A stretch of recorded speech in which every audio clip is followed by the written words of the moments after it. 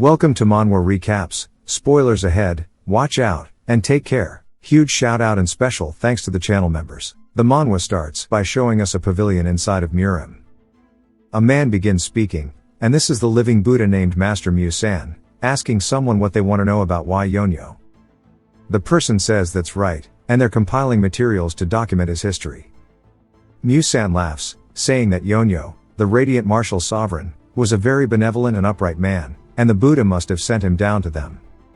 The historian says that it's just as she thought, wondering what he was like in his everyday life.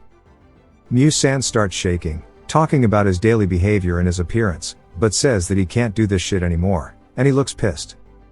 The historian asks what he's talking about, and why he's swearing as a Buddhist. It then jumps to the historian gets kicked out of the Pyang clan by the supreme elder of the clan named Pyang Dojuk, saying that he's so damn tired of hearing Yonyo's name. It's always something to do with him. He wonders why the historian is even here, telling his men to bring a bag of salt scattered around to keep the ghost out. We learn more about Yonyo, the radiant martial sovereign. He's a legendary figure who ended the era of chaos, a true gentleman and a great man, and a renowned chivalrous warrior often spoken of across the world. Some call him the greatest of all time, and others the greatest chivalrous warrior. But she doesn't know why every single person avoids talking about him. And as a historian, this is her duty to document even the hidden sides of history. Today, she may finally learn the reason why. As she heads to the Beggar sect, she talks to the divine mad dog, who laughs at her for getting chased away from Shaolin and the Pyang clan. The historian says that everybody's responses were pretty much the same wherever she went. The moment she brought up Yonyo's name, they'd all just treat her harshly. The mad dog says of course they would react like that. She asks what he means, and he starts to explain it. We get a flashback to 100 years ago in Guangdong, specifically at the Y clan, and that he was the absolute worst kind of person. And as we see him laying on his bed, he says he wants to become the strongest. And this was when he was only 12 years old. There was once a boy who dreamed of becoming the greatest under the heavens. Born into a martial clan, he was raised learning the chivalry of warriors. Because of that, he already knew the quickest path to the top, and that path was through nothing but relentless effort. And he says no matter how gifted he is, nothing comes without effort, and effort is the only true way forward. But even though he knew all this, there was one small issue. He looks out the window, seeing the sun already setting, saying that it's too late to begin. He sits up, taking another look outside, and then starts to just flip over, laying back on his side. He says it sure is a shame, as today was supposed to be the day that he laid the foundations to become the best. And then he says he'll sleep soundly tonight and train tomorrow. Someone enters his room and starts approaching him, saying to get up. Yonyo doesn't react, and the guy yells, saying to wake the hell up. Yonyo does, asking what brings him here. And this is his father, the patriarch of the clan, and the righteous chivalrous swordsman named Jengen, asking if he knows what time it is. Yonyo says he saw the sun, and Jengen asks why he's still laying in bed. He says that's because the sun is going down. Jengen asks how long he's been holed up in his room. Yonyo says maybe 2 or 3 days, but he thinks it's 2. His father says it's been 4 days already, and he's been rolling around wrapped in a blanket for 4 damn days. Saying surely his back hurts from laying that long, even a bear would flip over from sweat after 3 days. Yonyo laughs, saying that's why he gets up every now and again, and he doesn't need to worry. His father gets furious, and Yonyo realizes this and tells him that he actually tried to train. His father asks how it went, but Yonyo says every time he opened his eyes, the sun was already setting.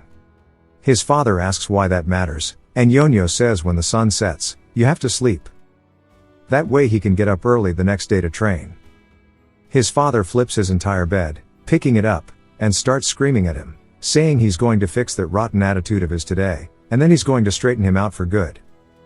Back inside of Jengen's office, he's frustrated. The administrator named Joe Bang asks if this is about the second young master again. Jengen asks who else he can be worried about, and Bang tells him not to worry, as he'll mature soon enough. Jengen sighs, saying it's all his fault. He left on a martial duel pilgrimage the year that Yonyo turned 2, leaving his wife Han Sanga, his older son Sanho, Yonyo, and then their unborn child Surian. At that time, he He thought the journey was only going to be at most 2 years. However, he got caught up in various incidents, and it wasn't until a whole 8 years later that he was able to return, and the entire clan greeted him. And though he earned the honorary title of righteous chivalrous swordsman, what he lost was far too great. When he returned, his once gentle wife had become fiercer than a tiger, saying that 8 years is too damn long. And his beloved son, whom he thought would not be a problem at all, had turned into a damn sloth. Jengen exhales, full of stress, and Bang tells him not to worry, as there should be a way. Jengen asks how, and Bang says that surely he hasn't forgotten that he'll be returning soon. Jengen asks what he's talking about, and then realizes that he's talking about his son. Bang says after 3 years, he'll finally be back from the academy. Jengen laughs, saying that Yonyo's in for it, because there's only one person he is actually truly scared of. Back to Yonyo getting the chills, he turns, wondering what it is, only to see that it's his brother Sanho, glaring down at him.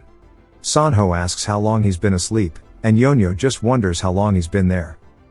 Sanho says he asked first, and Yonyo realizes that he can't lie, but is very nervous. And Sanho just continues glaring at him. Yonyo says that it's not what he thinks.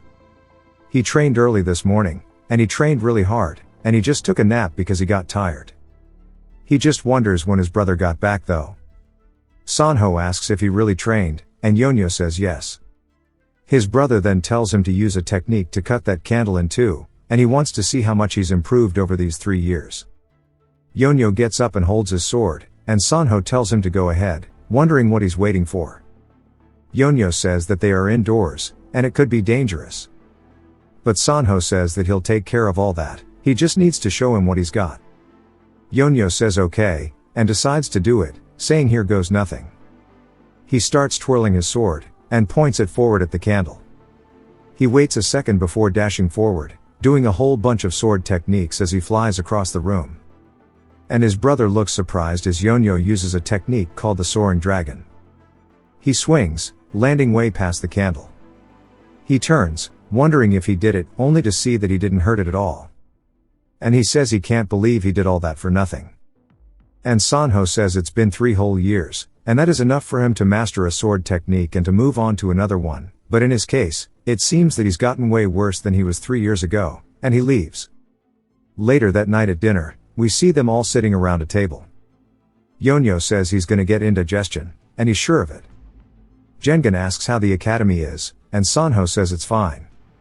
His father wonders if he's had any difficulties, and he says that if there were no hardships, it wouldn't be training, and he believes they are essential in order to overcome himself. Jengen, proud of his son, says that he's suffered a lot in his absence. But Sanho says that he's the one who had it harder being away for so long. Jengen asks if he's had any other issues, and Sanho puts his chopsticks down, saying that there is a pretty big one. His mother Sangha wonders what's wrong, and he says that it's about Yonyo. They all kind of look worried, and Yonyo just wonders what the hell he did. Sanho continues, saying that he thinks that they need to bring him to his martial academy. Yonyo says hell no. And back to the mad dog telling the story, he said that even Musan and Dojuk grind their teeth at the mere mention of Yonyo's name. But this was the very start of the story, of when his great history began, as someone who stood above even the heavens and the martial realm, as he was completely untouchable. And nobody could have imagined that this lazy boy would have turned into somebody so strong. Back to Yonyo, he says he wants to rest a bit before they go, even though they just left the house. Yonyo looks back at his family, and his little sister, Surian, who is bawling her eyes out, telling him not to go. But his dad tells him to come back a man, and his mother just tells him to take care of himself. And they knew they couldn't stop him, even though they were a little sad to see him go. He tells them not to cry, as he'll be back. Surian waves him goodbye while Jengen laughs, and Sangha barks at him for laughing. As they're heading out, the journey was pretty smooth. At least that was the case only for Sanho, because Yonyo was dead tired. He asks him if they're almost there, and Sanho tells him there's 10 more days left. Yonyo asks if he heard that right, and Sanho says they would have gotten there in 5 if he knew how to ride a horse. Yonyo says he told him he's never ridden one before, and his brother says he wasn't blaming him, he was just answering his question.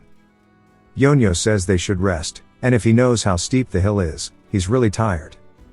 He feels like his back and ass are going to burst. He points over to a tree on a field, saying that those people are resting as well. Sanho looks over but realizes that they're not just sleeping. He hops off of his horse, and Yonyo asks what he's doing.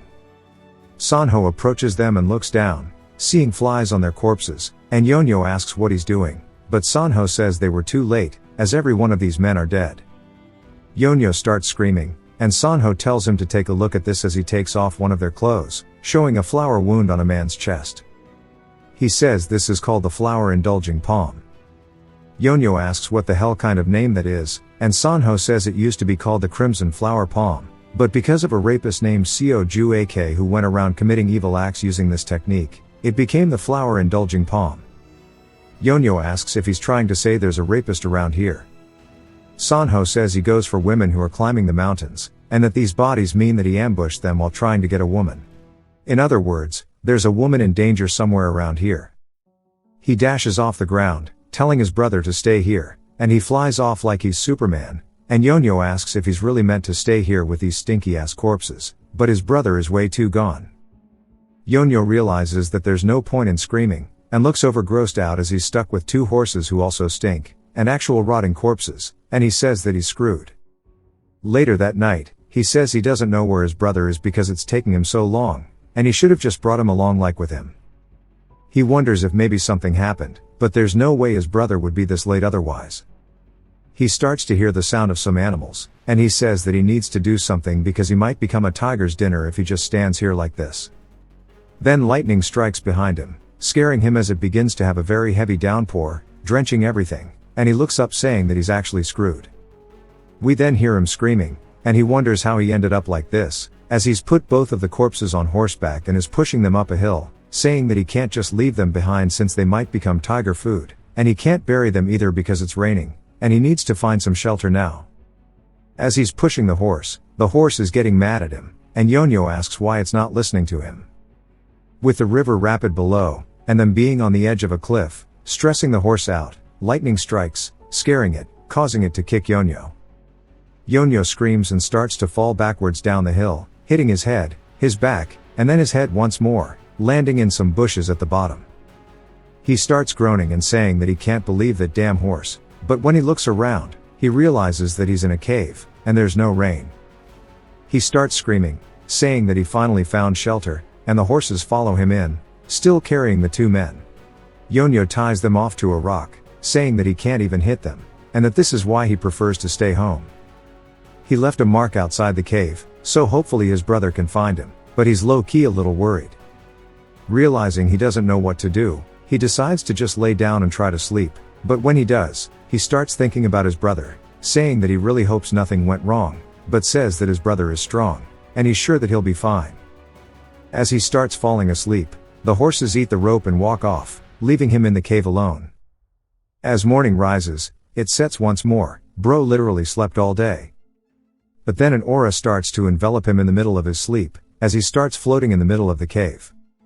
It lifts him up towards the ceiling, and then starts floating him deeper into the cave, still completely asleep. His head then starts to phase through a rock, and he vanishes like he was never in the cave to begin with. When he comes to, he wonders what he's looking at, as there's a weird green aura floating around the room. He says that this is weird, and it looks like the cave he was in, and he wonders if maybe he rolled in deeper in his sleep. He then hears a voice calling him fated human. He starts screaming and falls to the floor, and looking up surprised. An orb then welcomes him to the fated place, calling him the successor of their radiant sword. Yonyo asks if this sparkling thing is speaking. The orb says that they have transcended the restraints of a physical being, and they are speaking from beyond time and space. If he accepts their offer, he will rule the world. Yonyo starts freaking out because it's a ghost, and they tell him not to be afraid. They are already dead, only their will has been left behind, and that they have prepared this for someone who will get hereafter, so he should accept it without doubt. Yonyo says that this situation seems familiar. A cave without human presence, and an old man's will. Realizing that this is something told in so many Muram stories, he says that this is a fated encounter, and starts getting happy. He says the heavens are rewarding him for his kindness. He won't even have to go to the martial training hall if he becomes strong right here. As the orb tells him that there is no time, They need to inherit his sword and right the morals of the world. They will teach the radiant sword, and he can train himself endlessly. Yonyo just keeps agreeing to everything they say. The orb says that he should be talented enough if he has his blood, and if he trains hard here for 30 years, he should be able to replicate his technique somewhat. Yonyo asks if he heard that right, and if it's really 30 years. They say yes, it's only 30. Yonyo tells him to wait, and he says that he doesn't think this shit is for him, and that he should double it up and give it to the next person. The orb, silent for a second, then starts screaming, asking what he means. Yonyo says he'd rather let this go than stay here for 30 years. The mad dog continues explaining the story, saying that meeting is how the loser Yonyo actually came to become so strong. He starts to run away from the orb, and the orb tells him to wait.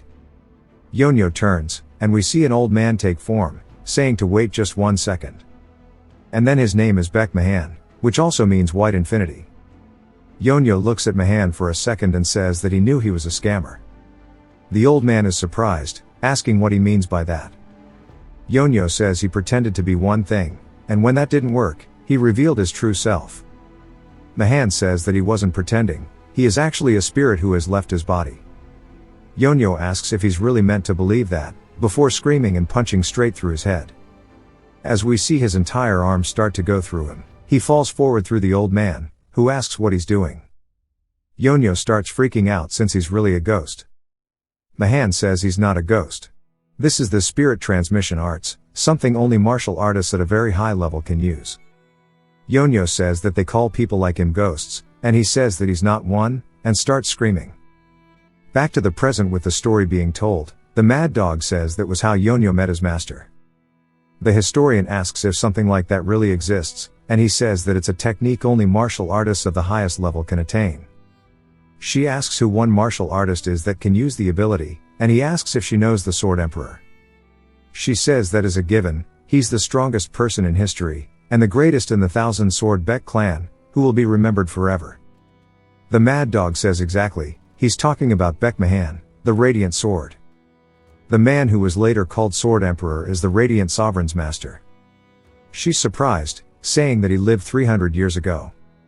The mad dog says that's right, and he's from an already forgotten generation. Regardless, it's true that he made Yonyo. She says that's incredible, and if that means the Radiant Martial Sovereign requested to be his disciple right after hearing his name. He laughs, saying that Yonyo was actually the opposite. The Sword Emperor, who figured none of his descendants looked for him for 300 years, needed a disciple at all cost and begged that Yonyo do it. Yonyo asks why he's throwing a tantrum, as he's not even from the Baek clan, and he really can't learn from him, so he's gonna go. Mahan asks if he thinks he'd let him go so easily, as he stretches his hands out using his aura to close the cave off. Yonyo looks up, confused. Mahan asks what he thinks, as it's a super thick stone gate, and with his current abilities he'll never be able to lift or break it. But if he learns his martial arts, he'll be able to cut through it like a piece of paper and leave. Yonyo says there's no helping it, and starts reaching into his robe. Mahan says he won't be able to cut it with his abilities. Yonyo starts hacking away at the hole, and the old man is confused, asking him what he's doing. Yonyo says surely he can tell that he's digging a hole. No matter how strong it is, it's still stone, which means it'll slowly break down if he grinds it with metal, and he'll break through in a year or two. Mahan asks if he really plans to do this for that long. Yonyo says that's nothing when he's trying to get him stuck in here for 30. Mahan calls him a madman, saying that he can't even beat him to death, and tells him to just try learning, as he won't disappoint him. But Yonyo says he doesn't like him. Mahan continues, saying that he'll allow him to leave after 20. Yonyo says 20 is too long, and he'd only consider it if he said 3. Mahan starts to get pissed, saying that that's a joke, and there's no way he'd learn it in 3 years. Even if Zhang Sanfeng came back to life, he wouldn't be able to do that. Yonyo says he guesses that means they're not meant to be, and gets back to digging at the wall, making him furious. Mahan says 5 years, causing Yonyo to stop. He says if he gives him 5 years, he'll do whatever it takes to make him the strongest in the world in 5 years. With that being Yonyo's dream, he starts thinking about it as a tempting offer. Yonyo says he's never even heard of a spirit as vivid as him, and maybe the technique just isn't told by word of mouth. And he might be telling half the truth, and he might actually have been the strongest in the world at some point, and that he'll use this opportunity since 5 years isn't that long, and he agrees, saying that he'll do it. Continues, saying of course Yonyo didn't know that he was the Sword Emperor at the time. The Sword Emperor is quite unfortunate as well, since the person he met at the end of his life just happened to be none other than Yonyo. Mahan tells him to wake up already, calling him a bastard. And when Yonyo does, he wonders why he's waking him up, saying that he's so tired, asking if he doesn't need sleep. But says that it's only because he's dead, and he's a human, and that humans need to sleep. Mahan held back all of his frustration, and says that they can start training now. After all, the disciple he had finally received at the end of his life was nothing but a lazy bastard. Yonyo asks if he's really meant to train as soon as he woke up. It turns out that all he would do is sleep all day and practice the moves once during training. Mahan tries telling him that it's going to take 50 years at this rate, not 5.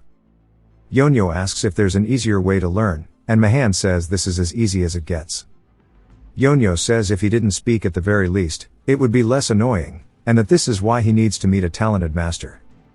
These words echoed throughout Mahan's head, but he still held back his anger, and if he had an actual body he would have suffered key deviation and collapse from anger. He says he can't believe he wanted nothing but success and to pass down his martial arts, leaving his spirit in this awful state, forcing him to endure this shit, and if he had a body, he would have beaten the hell out of this kid to teach him a lesson. Yonyo starts rolling around on the floor and asks Mahan how he did that. Mahan asks what he's talking about. Yonyo says dropping that stone gate, saying that can't he use that power to manipulate his body to teach him martial arts. He says that he just pulled a string on a device he had already made in advance. And Yonyo asks how, when he doesn't have a body. And Mahan says it's unrelated to that. He simply used psychic levitation to pull the string with ki alone. He then realizes what Yonyo is talking about, and starts laughing, wondering why he didn't think about this earlier. Yonyo wonders what's wrong with him, and if he's finally gone crazy. He says that he was too fixated on thinking that he doesn't have a body. Or maybe that's because they're incomplete parts, since he has been maintaining this spirit for 300 years. But, thanks to him, he learned something good. Yonyo asks what he's talking about, and when he hears, he feels something brush by his face and hears a loud-ass sound.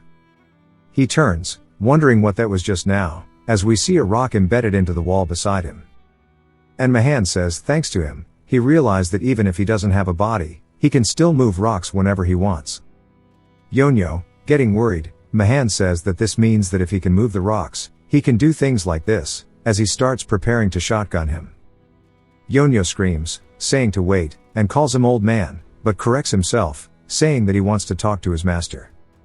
And that day, Mahan and Yonyo's training continued day and night. He learned swordsmanship without rest during the day, as if he did try to rest, the old man would force him up, and they debated during the night.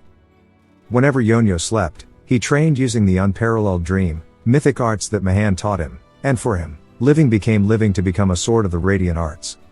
And he is on his way to achieve that, as we see he actually stops his master's rocks of love. And his master looked proud. And that was how 5 years passed by in a flash.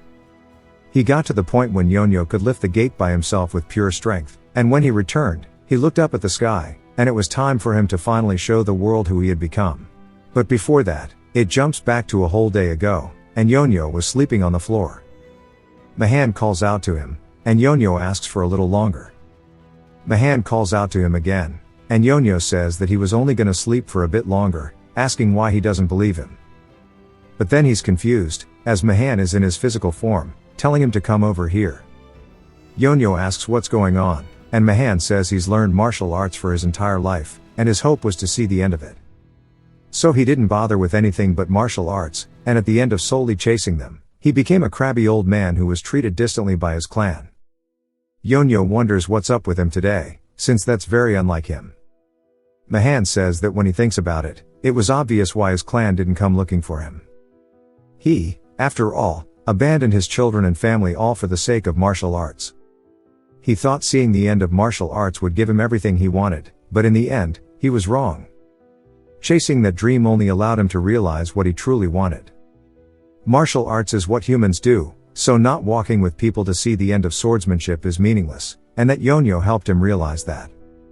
He taught someone for the first time. He was angry, and annoyed, and he was really frustrated, but he also felt happiness, and learned joy from seeing him grow, and he learned about fondness as well. Yonyo asks what's up with him, as he's acting as if they'll never see each other again. Mahan says that they won't, because it's time. Yonyo's surprised, asking if he's really thinking he's gonna fall for this, as he said he should train for 30 years, and it's only been 5. So he has to exist for 25 more years. Mahan says that he did say that, and Yonyo asks what's the deal then. The internal chi that he gave to him in the form of an elixir was so that he could live without eating in here. That's not something as easy to maintain as he thinks, and he has no more power left, so it's time for him to say goodbye. Yonyo asks why he never told him. If he had, he would have left, found food, and come back to train. Mahan says he's sure he would have come back in his sarcastic tone, and he understands how he feels. He then gets up, saying that he enjoyed the time they shared. And he wanted to watch him travel, and sightsee the world, but this is fine too. And he gives him a very endearing look in his eyes. He can already see Yonyo crisscrossing through the world, flipping it on its head. He tells him to go see the world, and keep it within him, and other things will naturally follow. And that he should see people before he sees the world. While looking up, he didn't see what was at his feet, and he shouldn't make the same mistakes he did. And if no one else knows about his existence, his movements, and his swordsmanship, Mahan will be within them, as they are all residing within Yonyo. He says that even if he's not outstanding or great, that's fine with him. Yonyo tells him that he can't leave, as there is so much he still hasn't learned, and it's not okay for him not to. That he should wait at least a day longer. Mahan fades out into a blue mist, saying that he should just be happy in the end. Yonyo tries to grab out towards him, but realizes it's too late. He stands there in silence for a second, and starts bawling his eyes out, saying that he could have told him earlier. Now back to the present. Yonyo is pissed, saying that this is why he left without telling him in advance. As we see, he ruined Yonyo's clothing by writing on it. Yonyo says that he should have just left nicely, and he wonders why the hell he would do this. Before disappearing, Mahan wrote a message on Yonyo's clothes. To summarize, Yonyo's martial arts that he learned as quickly as possible in 5 years was still incomplete. Since he wouldn't train once Mahan disappeared, he put a sort of feature on Yonyo's body. That being, that his inner elixir that he had swallowed would cause his martial arts to improve, and you might see it as automatically getting stronger, but it's not exactly that. If the martial arts that Yonyo is experiencing and obtaining is slower than the speed of the elixir, his inner energy would be sucked in by Mahan, and he would explode and die. To summarize, he'll die if he's lazy. He knew that damned old man was up to no good. Mahan tells him to travel the world and see things. When he sees the world, he'll learn to feel things. When he feels things, he'll learn things. He shouldn't be satisfied with becoming a small person, or staying in a small place. He needs to see big things, and become a big person. Yonyo clicks his tongue, saying that he's one hell of a guy. He continues, saying that the first place he must go is to Rulin, and find the world's greatest scholar, and stay with him. And that he'll definitely feel something after being there.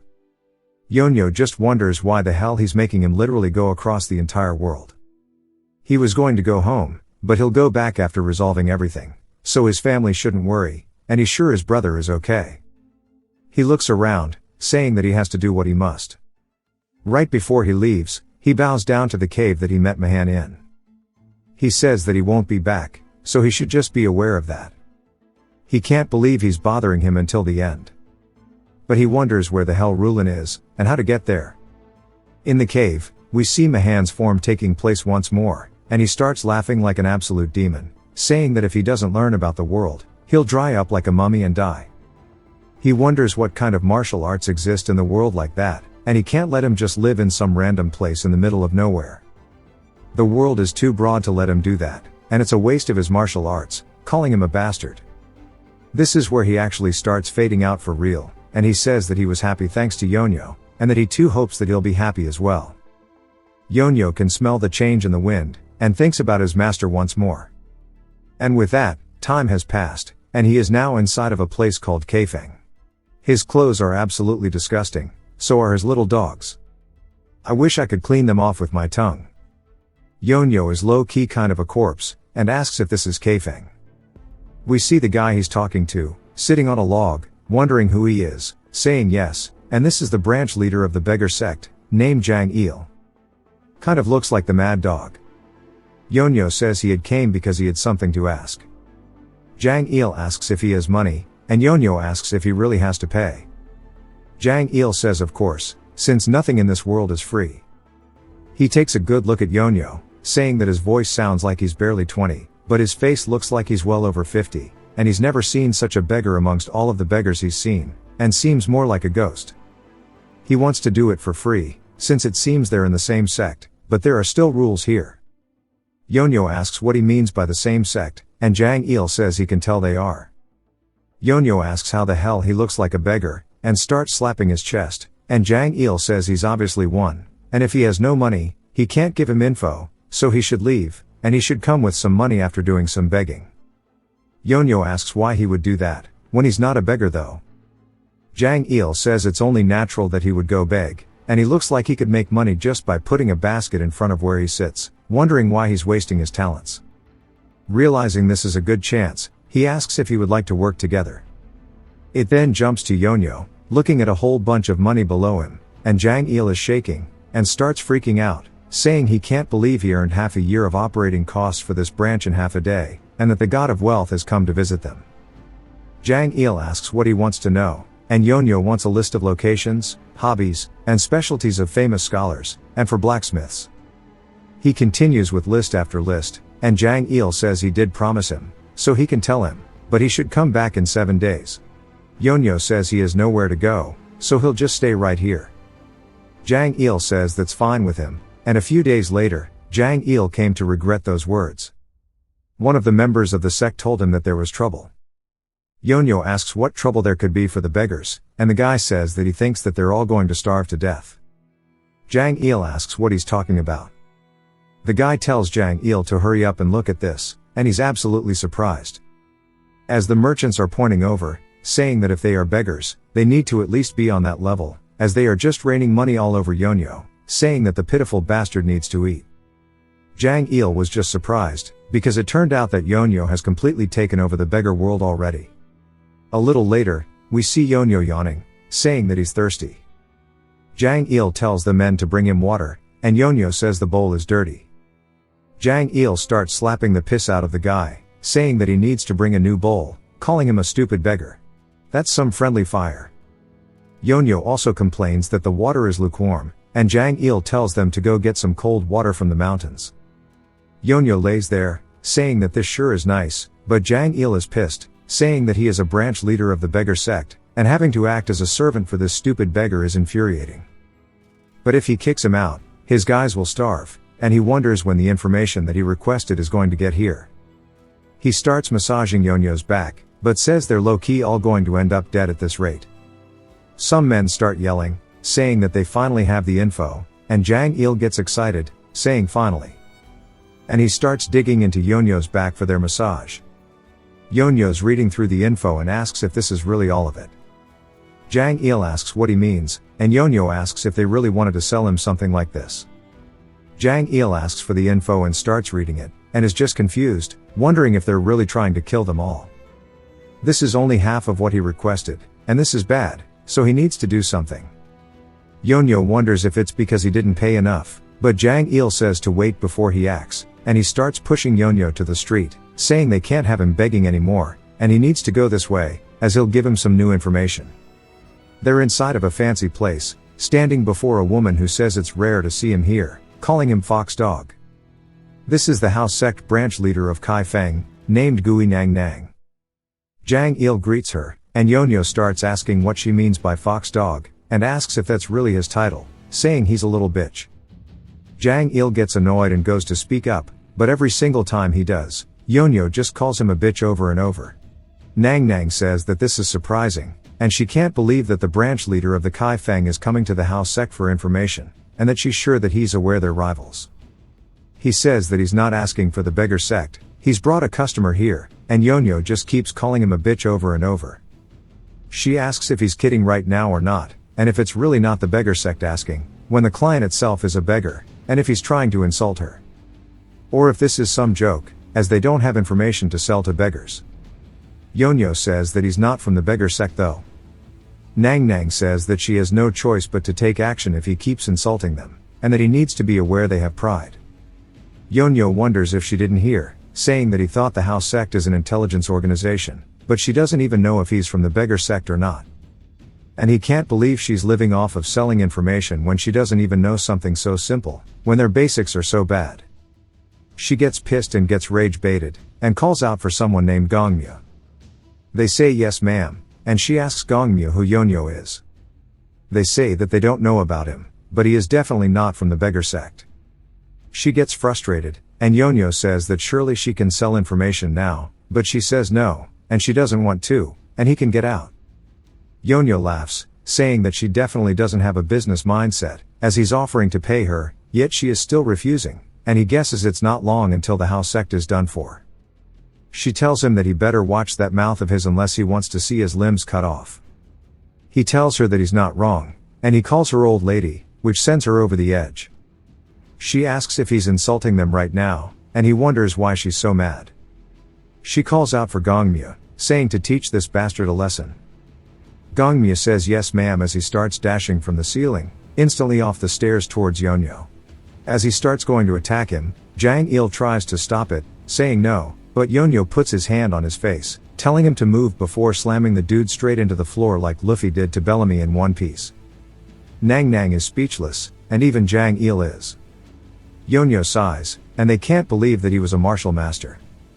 Yonyo apologizes, saying that it's just his instinct to counterattack if someone tries to hit him. It would have gone much easier if he had told him he was going to attack. Jang Il says he thought he did learn martial arts, but he didn't expect him to be this strong, and he's basically a monster. Yonyo says this is all that old man's fault. Nang Nang, realizing that she made a mistake, says that she didn't know he was such a prestigious customer. He wonders what she's talking about, as he's been telling her from the start he's not from the beggar sect. She says in any case, and glances toward Jang Il, saying that it doesn't seem like he's here with good intentions. He says that she probably won't believe him, but he really is not here to fight.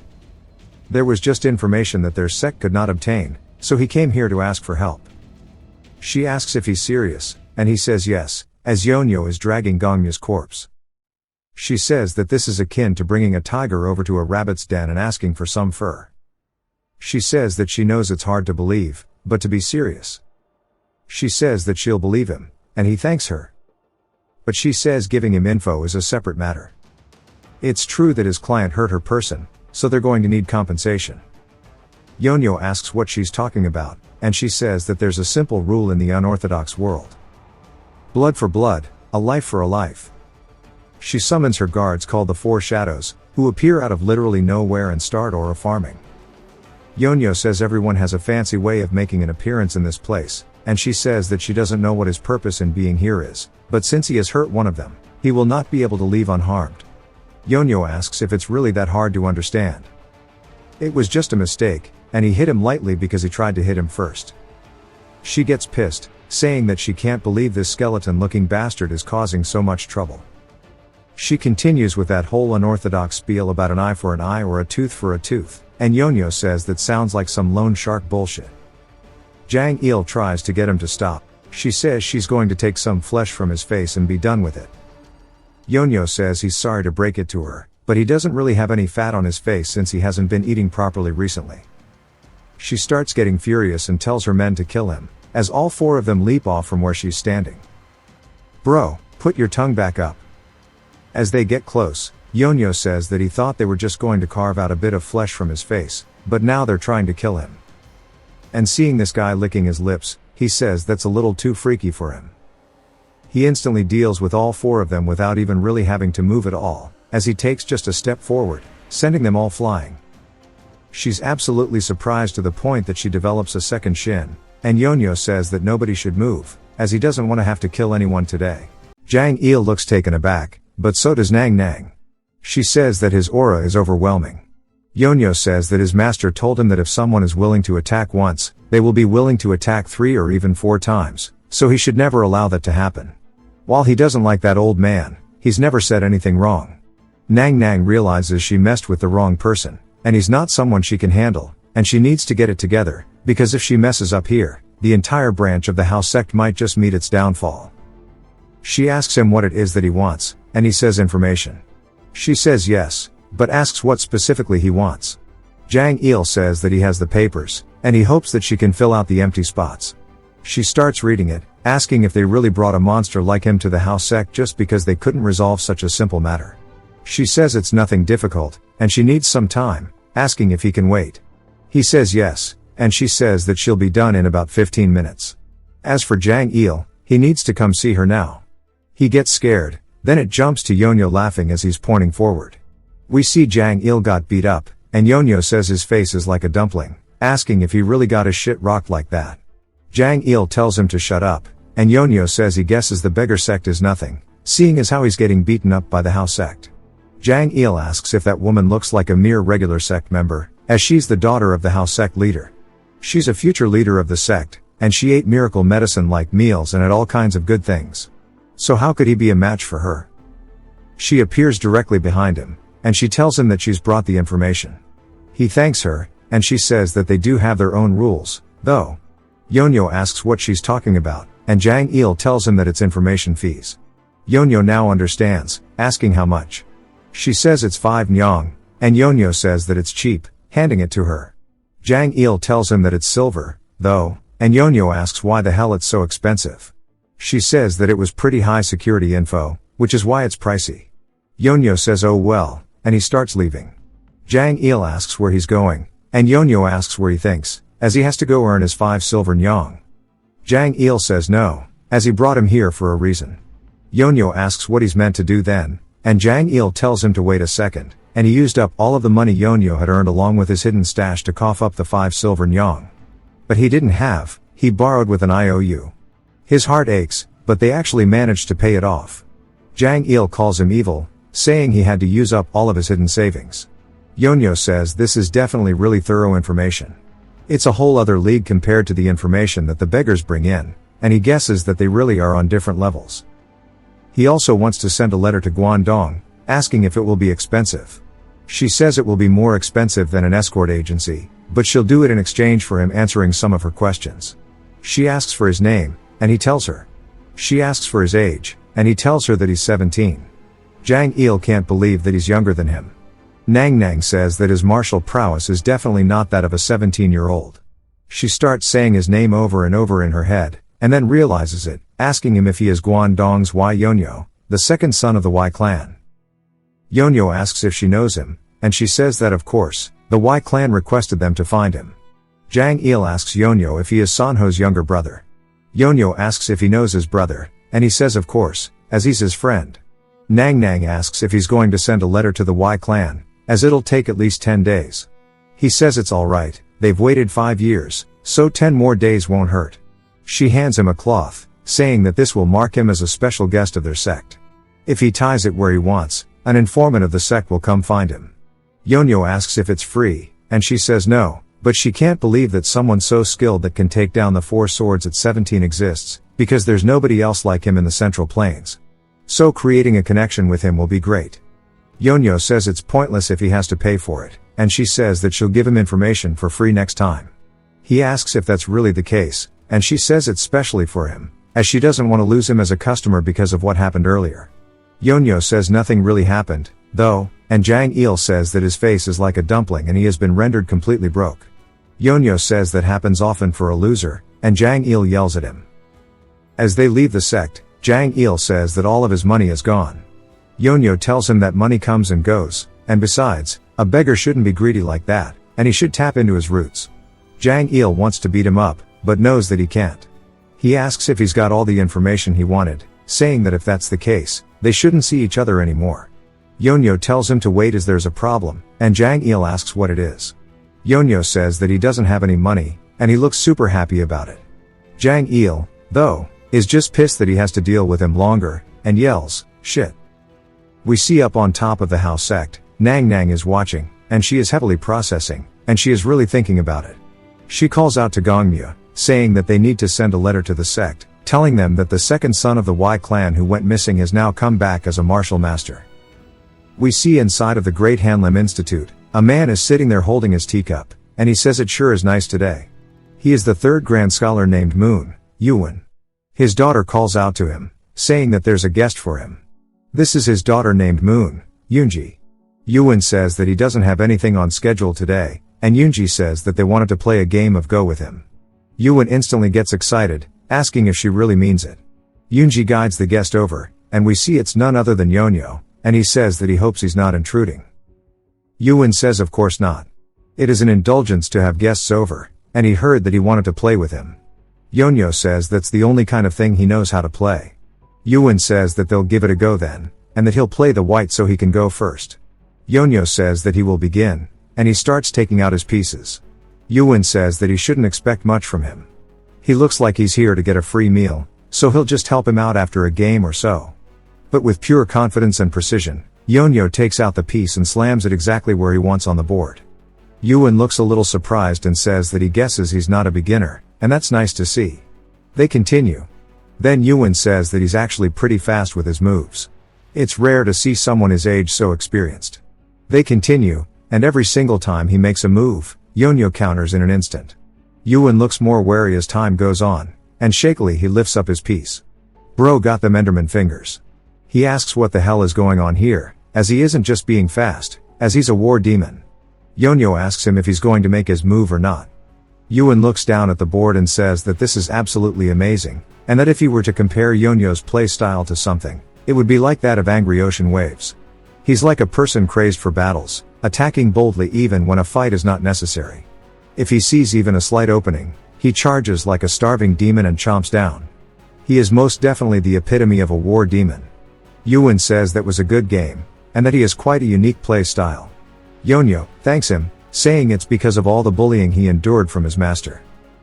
Yuan asks about his master, and Yonyo says that he was a very strict old man. If it's not too much to ask, he would love to stay over for a bit, as his master told him to stay in the area for a while. Yuan says that he must be following his teachings pretty strictly, and that he'll of course help. He'll prepare a room for him, and he can stay as long as he would like. He tells his daughter Yoonji to prepare the room, and guide him to the bath as well as give him some clothes. Yonyo then warns him that he doesn't have any money. Yuan laughs, saying that he wouldn't expect payment from a guest like him. He was actually going to ask him to stay here if he had not asked. In return, he wants to play Go with him or a guest sometimes. Yonyo says that he can definitely do that, and bows, thanking him for his courtesy. Yoonji says to follow her, and Yonyo heads to the bath and starts relaxing, saying how nice this is. He hated baths when he was younger, maybe because the water is nice, but he feels like his skin is getting clearer. He says that he's almost going to cry from how nice this is, and it's all that damn old man's fault. Outside the bath, Yoonji is clearly annoyed, and she says that she doesn't get it at all, wondering why her father accepted someone like him as a guest. Yonyo exits the bath with his hair covering his face, scaring her. She starts screaming, and he asks what's wrong. She says that she thought he was a ghost, telling him to cover up. He grabs the towel, and we see her heart start to throb as she gets a good look at Yonyo's face, seeing that he's not what she thought he was before. He asks her if this is good enough, and she drops the towels out of sheer shock, asking him who the hell he is. A few days later, we hear her yelling at her father, telling him to say something to that person. He asks who, and she says the new guy. He doesn't leave his room at all. He sleeps all day. If he's not eating, that's all he does is sleep.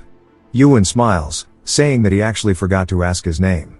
He says that he said that sloth is a sin, and that one should always keep himself busy, so why isn't he saying anything about him being lazy, as he might be a guest but he is ruining the atmosphere. He tells his daughter that he likes Go, and you can learn a lot about your opponent when playing. You can hide your facial expressions and watch your words, but you cannot hide yourself when playing the game. A person who is impatient cannot play patiently, and those who are the opposite cannot learn to enjoy battle. He can tell how someone has lived their life along with their personality when you play Go with them. His play style is rushed and rough, but he's never seen one like this. He's definitely not a lazy person. He assumes that he's lived a very rough life. If the sun shines down brightly, the shadows it casts will be just as dark. If he is being lazy, he's sure it just means that his life until now has been hard. One should not chase away a bird that has come under the roof to avoid the rain. She should not question the bird as to why it's not flying through the rain, and just let him rest. She sighs, saying okay, but she's actually hella annoyed. As she's sitting there, seeing him be the lazy slob he is, she says that her father's being deceived. There's no way this lazy ass is like her father described, and she's gonna get him kicked out. She stands over him, telling him to get up, and he rolls over asking why. She tells him to get up since the sun is already out. He says to let him know when the sun sets then, and she asks what's wrong with him. Everyone else is studying here, and he's doing nothing but sleeping for like a whole week. He says they're studying because they want to study. He's sleeping because he wants to sleep, so what's the problem? She tells him to shut up. She can't just stand watching him roll around here without even taking a bath. Asking him if everything is washing his bed sheets. He needs to at least do something to pay for the food, and that he may not know it, but they're not that well off. They can feed people who study, but they don't have enough to just feed someone who lazes around. He tells her that her father said it was okay, and she says that she's the one in charge of the money. She looks really serious about this. He asks what he should do then, and she tells him to do the laundry. As we see all the dirty clothes piled around him. He asks if this is all of it, and she says it's not much. He wonders if it will cover his food, and she says that it will. He says that with this amount of work he would assume they're putting gold flakes in his rice, telling him to make sure it's clean, and she's not going to be the one to rewash it if it's not. She laughs, saying he deserves this, and he will definitely not be able to finish this all by today. 2 hours later she comes back outside, and is completely taken aback, as every single piece of clothing is now completely clean and set out to dry. She asks how the hell he did this, if everything was always this white. How exactly he managed to pull this off. She says that she can't let him just laze around again, and that she'll get him to do more. She then takes him to a bunch of logs that he's chopping, and he asks if she really means all of this. She says that she'll give him a week, asking if he can do it, saying that she bets he'll run away after a day. She comes back a couple hours later, and it's all done, as he's laying atop, and she says that it should have taken people 10 days to do it. The same thing happened with the dishes, even the gardening. She asks how the hell he's so capable. And that is how his life in the area began. We see the mad dog saying that it was a mistake to take him in. I'm very certain that this is Jang Il. He says that they never should have taken Yonyo into his home. The historian asks why. The mad dog says because that guy brings disaster wherever he goes. It may not be intended, but wherever he goes, trouble follows. It was the same with this area. A scholar hall that had been so quiet and peaceful was swept over with chaos once he showed up. The historian very curiously asks what happened, and the mad dog says that it all began with one simple thing, and it was go. We see Yonyo sighing, asking how he has come to this, as he thought it would just be occasional. We see tons of scholars arriving to come get a peek at his play style. Yonyo says that bringing people here to play with him is cheating. It's none other than Yuan's fault, because he wrote a letter telling everybody to come check it out, saying that his play style is so unique. We see that Yonyo's playing. Scholar after scholar. People understood now that a master of Go has finally showed up. Yonyo sighs, asking who's next. We see one of the men he's fighting, very confused by Yonyo's move, asking why he would do that, because it's basically suicide. He asks if it's a mistake, saying there's no way, maybe if he were a regular civilian, but his opponent is the undefeated genius of Han Lim. Then he must have some kind of plan in mind, and it's gotta be a trap that he must avoid, and he's sure that he was plotting something. As he sees Yonyo shaking, he misunderstands, saying that he's glad he avoided it. Yonyo though is just pissed, asking why the hell he would back off there when he was giving him a free opening. He says he did that so he can lose, as he'll be playing Go forever if he doesn't. He really hoped that he'd fall for it as he will lose in 10 moves, so to take the bait. The scholar puts his hands together, saying that he loses, and Yonyo cries, saying for fuck's sake he wants to just leave already. He mopes back to his room, saying he kept making suicidal moves so that he could lose, but they never tried taking his pieces, and they were just scared. He says that this raid is gonna have more people coming to play, and he'd rather go do the laundry because his back hurts. He hears Yoonji yelling, saying that she already said she didn't want to. He turns the corner, seeing an absolute ugly bastard asking if she really doesn't want to marry him. His name is Nook. Yoonji says absolutely not. Mukpung says she'll regret it, and she says that she won't. Mukpung says that she better think it through again, as he's always got what he's wanting, and he'll never let go of something he wants, and he's just offering right now, but if she keeps refusing it won't be an offer next time. Asking if it's okay for her family's great institute to fall just because of her, she tells him to do as he wishes, as the institute won't fall as easy as he thinks. He says sure, but he can make that happen, and she definitely knows that as well. She starts to feel frustrated and yells, saying she hates this about him, asking if he thinks that everything will work out in his favor just because he wants it to. And she tells him that she does not plan to marry him, and that it isn't possible, and she goes to walk away, saying goodbye. He grabs onto her wrist, and we see it's with way too much force, as it starts hurting her.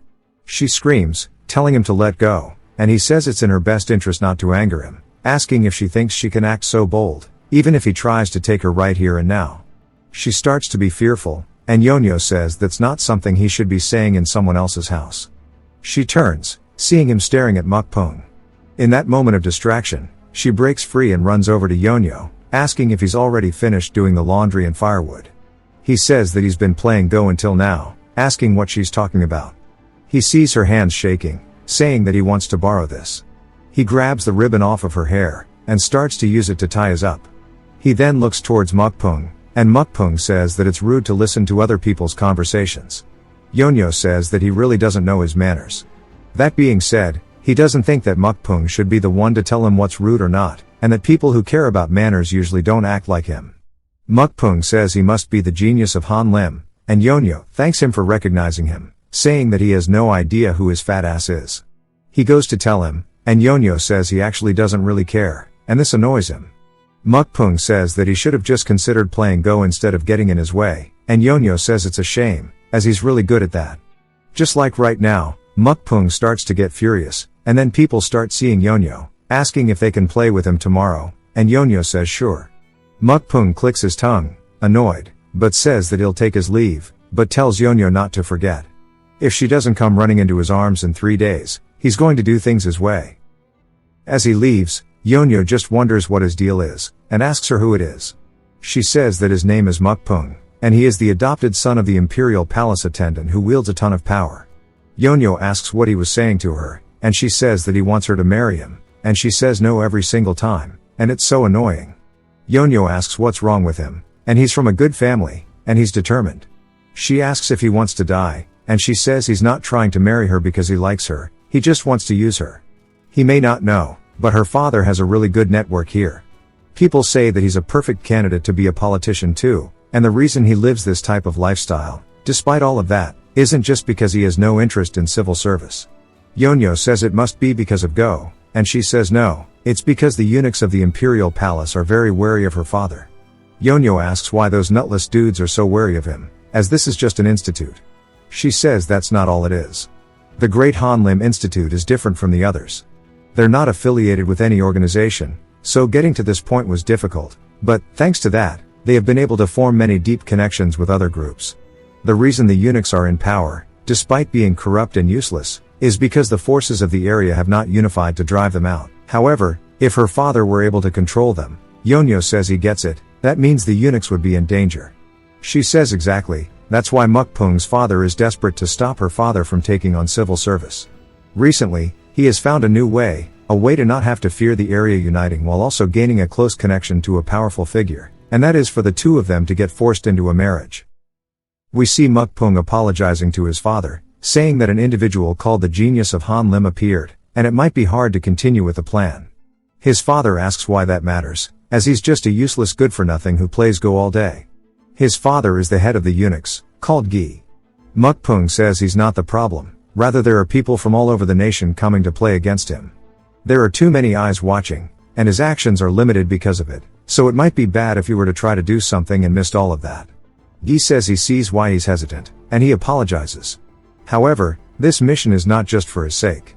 Mukpung realizes the gravity of the situation, and Gi says taking over the imperial palace is a mission given by the one and only. Failing this mission is not an option for both of them, and that he's more afraid to disappoint him than he is of death, asking his son if he understands. Mukpung says he's well aware, and Gi says sometimes violence is necessary.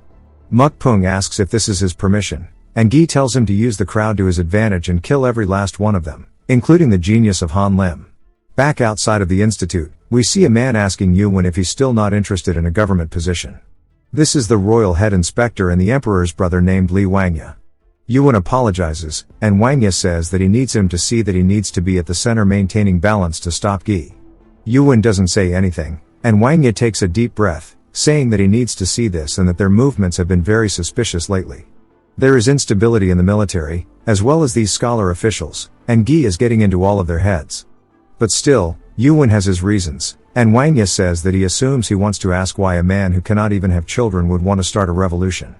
Yuwen says yes, and Manhwa says that this is the time he should learn that there is another master that Gi is serving.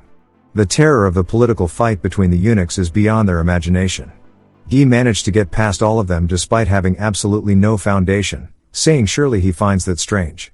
Those who crossed him lost their lives in accidents, and those who did not, suddenly died of diseases. It's as if someone was paving the path for him. Yuwen says that might be a coincidence, and Manhwa says he thought the same until recently. After watching him, he got the thought that perhaps someone is helping him from behind, is exactly why he needs him, as they need to unite as one against him. Yuwen says he'll think about it a little more, and Manhwa clears his throat, asking what kind of person is this new genius who he's taken in. Yuwen is glad that he asked, and he starts talking about how amazing he is. He says that he feels like he's hiding his true potential. Manhwa says that he's curious about him, asking when they can meet. He says that Yoonji should have gone to pick him up, and on cue, he hears her. He tells her to enter, and we see Yeonyo dripping water all over the floor, asking if he's called for him. Manhwa just wonders if this is truly him. Yuwen says that he's sorry that he called for him too early, asking if he slept well. Yeonyo says yeah, and if only someone didn't pour cold water on his face while he was sleeping. Manhwa laughs, saying that he's glad that he did sleep well, saying that he wants to introduce him. Manhwa doesn't want to tell him exactly who he is, saying that he's just an old passerby. Yeonyo says that sounds like there's a grand reason behind his visit, asking what it is. Manhwa asks what other business he could have, as he just wants to play Go. Yeonyo says that he can't, though. Manhwa asks why, and Yeonyo says that he refuses. Manhwa says he's been playing Go with all the people who come by, though. Yeonyo says that he's not saying that he won't play it. He's saying that there are proper order to things. There are people who got here before him, so he should wait his turn. Manhwa laughs, saying that he can resolve that, and he'll ask the others to be understanding. Yeonyo says that's not really resolving things, and that's just coercion. Manhwa is surprised, and Yuwen looks proud. Yeonyo says that he seems like he's got a pretty high social status, and he's sure everyone would be forced into going along with whatever choice he makes rather than agreeing because they are understanding, and that he values promises and rules. Manhwa says he's far more firm in his beliefs than he expected, and this is difficult. He asks if he can do something about it, and Yeonyo says that he just has to wait his turn. Manhwa now realizes that he doesn't know what to do, and Yoonji steps in, saying that she thinks she can resolve this. Yuwen asks if she's certain, and she says yes. She says there's no way he values rules and promises because that's just a lie. She tells Yeonyo that if he plays this game, she'll cancel it. He asks what she means, and she says that all the other games that he's supposed to play today, she'll cancel every one of them. He asks if she's certain, saying it's tempting, but he has morals, but if she cancels tomorrow he might consider it. She says that he shouldn't try bargaining for more, and if he wants to rest today, this is his only chance. There is no room for negotiation. Yeonyo instantly sits down, saying that he's ready to begin. Manhwa looks over at Yuwen, wondering what that was about, and says that this is the worst, as he's not a man of his word after all, and that he would like to just leave, but he better see this through. He makes the first move, saying that he wants to see what he's like. And it cuts all the way to night, as we see Manhwa just staring at the board. Yuwen asks if he did enjoy playing the game with him, but Manhwa's thinking about it. He's analyzing the board at a very high level, and he says that he has such a violent and quick playstyle, and you wouldn't even see such plays if you were to play a game of Go in the middle of a battlefield, and he wonders what kind of life this kid has lived. However, he's not the right one. The laziness and the violence, they aren't what he wants. He says that was a waste of his time. He doesn't understand why he values him so highly, and Yuwen says that it's because he saw. Manhwa asks what he saw, and Yuwen says during one of his games against him he made a prophylactic move, and he thinks it's a very good one, and he thought the game was over, so he took his eyes off of it, but what he saw was the face of a man who had fallen deeply. As his eyes started to shift as if he was floating around the cosmos, he could tell that he was into a rare trance. Manhwa stops walking, asking if he's sure he saw it correctly, and Yuwen tells him that he's very certain. Manhwa laughs at him, saying that he doesn't intend on taking him either way. Yuwen asks if that's so, and Manhwa says he wasted his time, but he got to see him, so he guesses it wasn't actually a waste, and that he better get going early.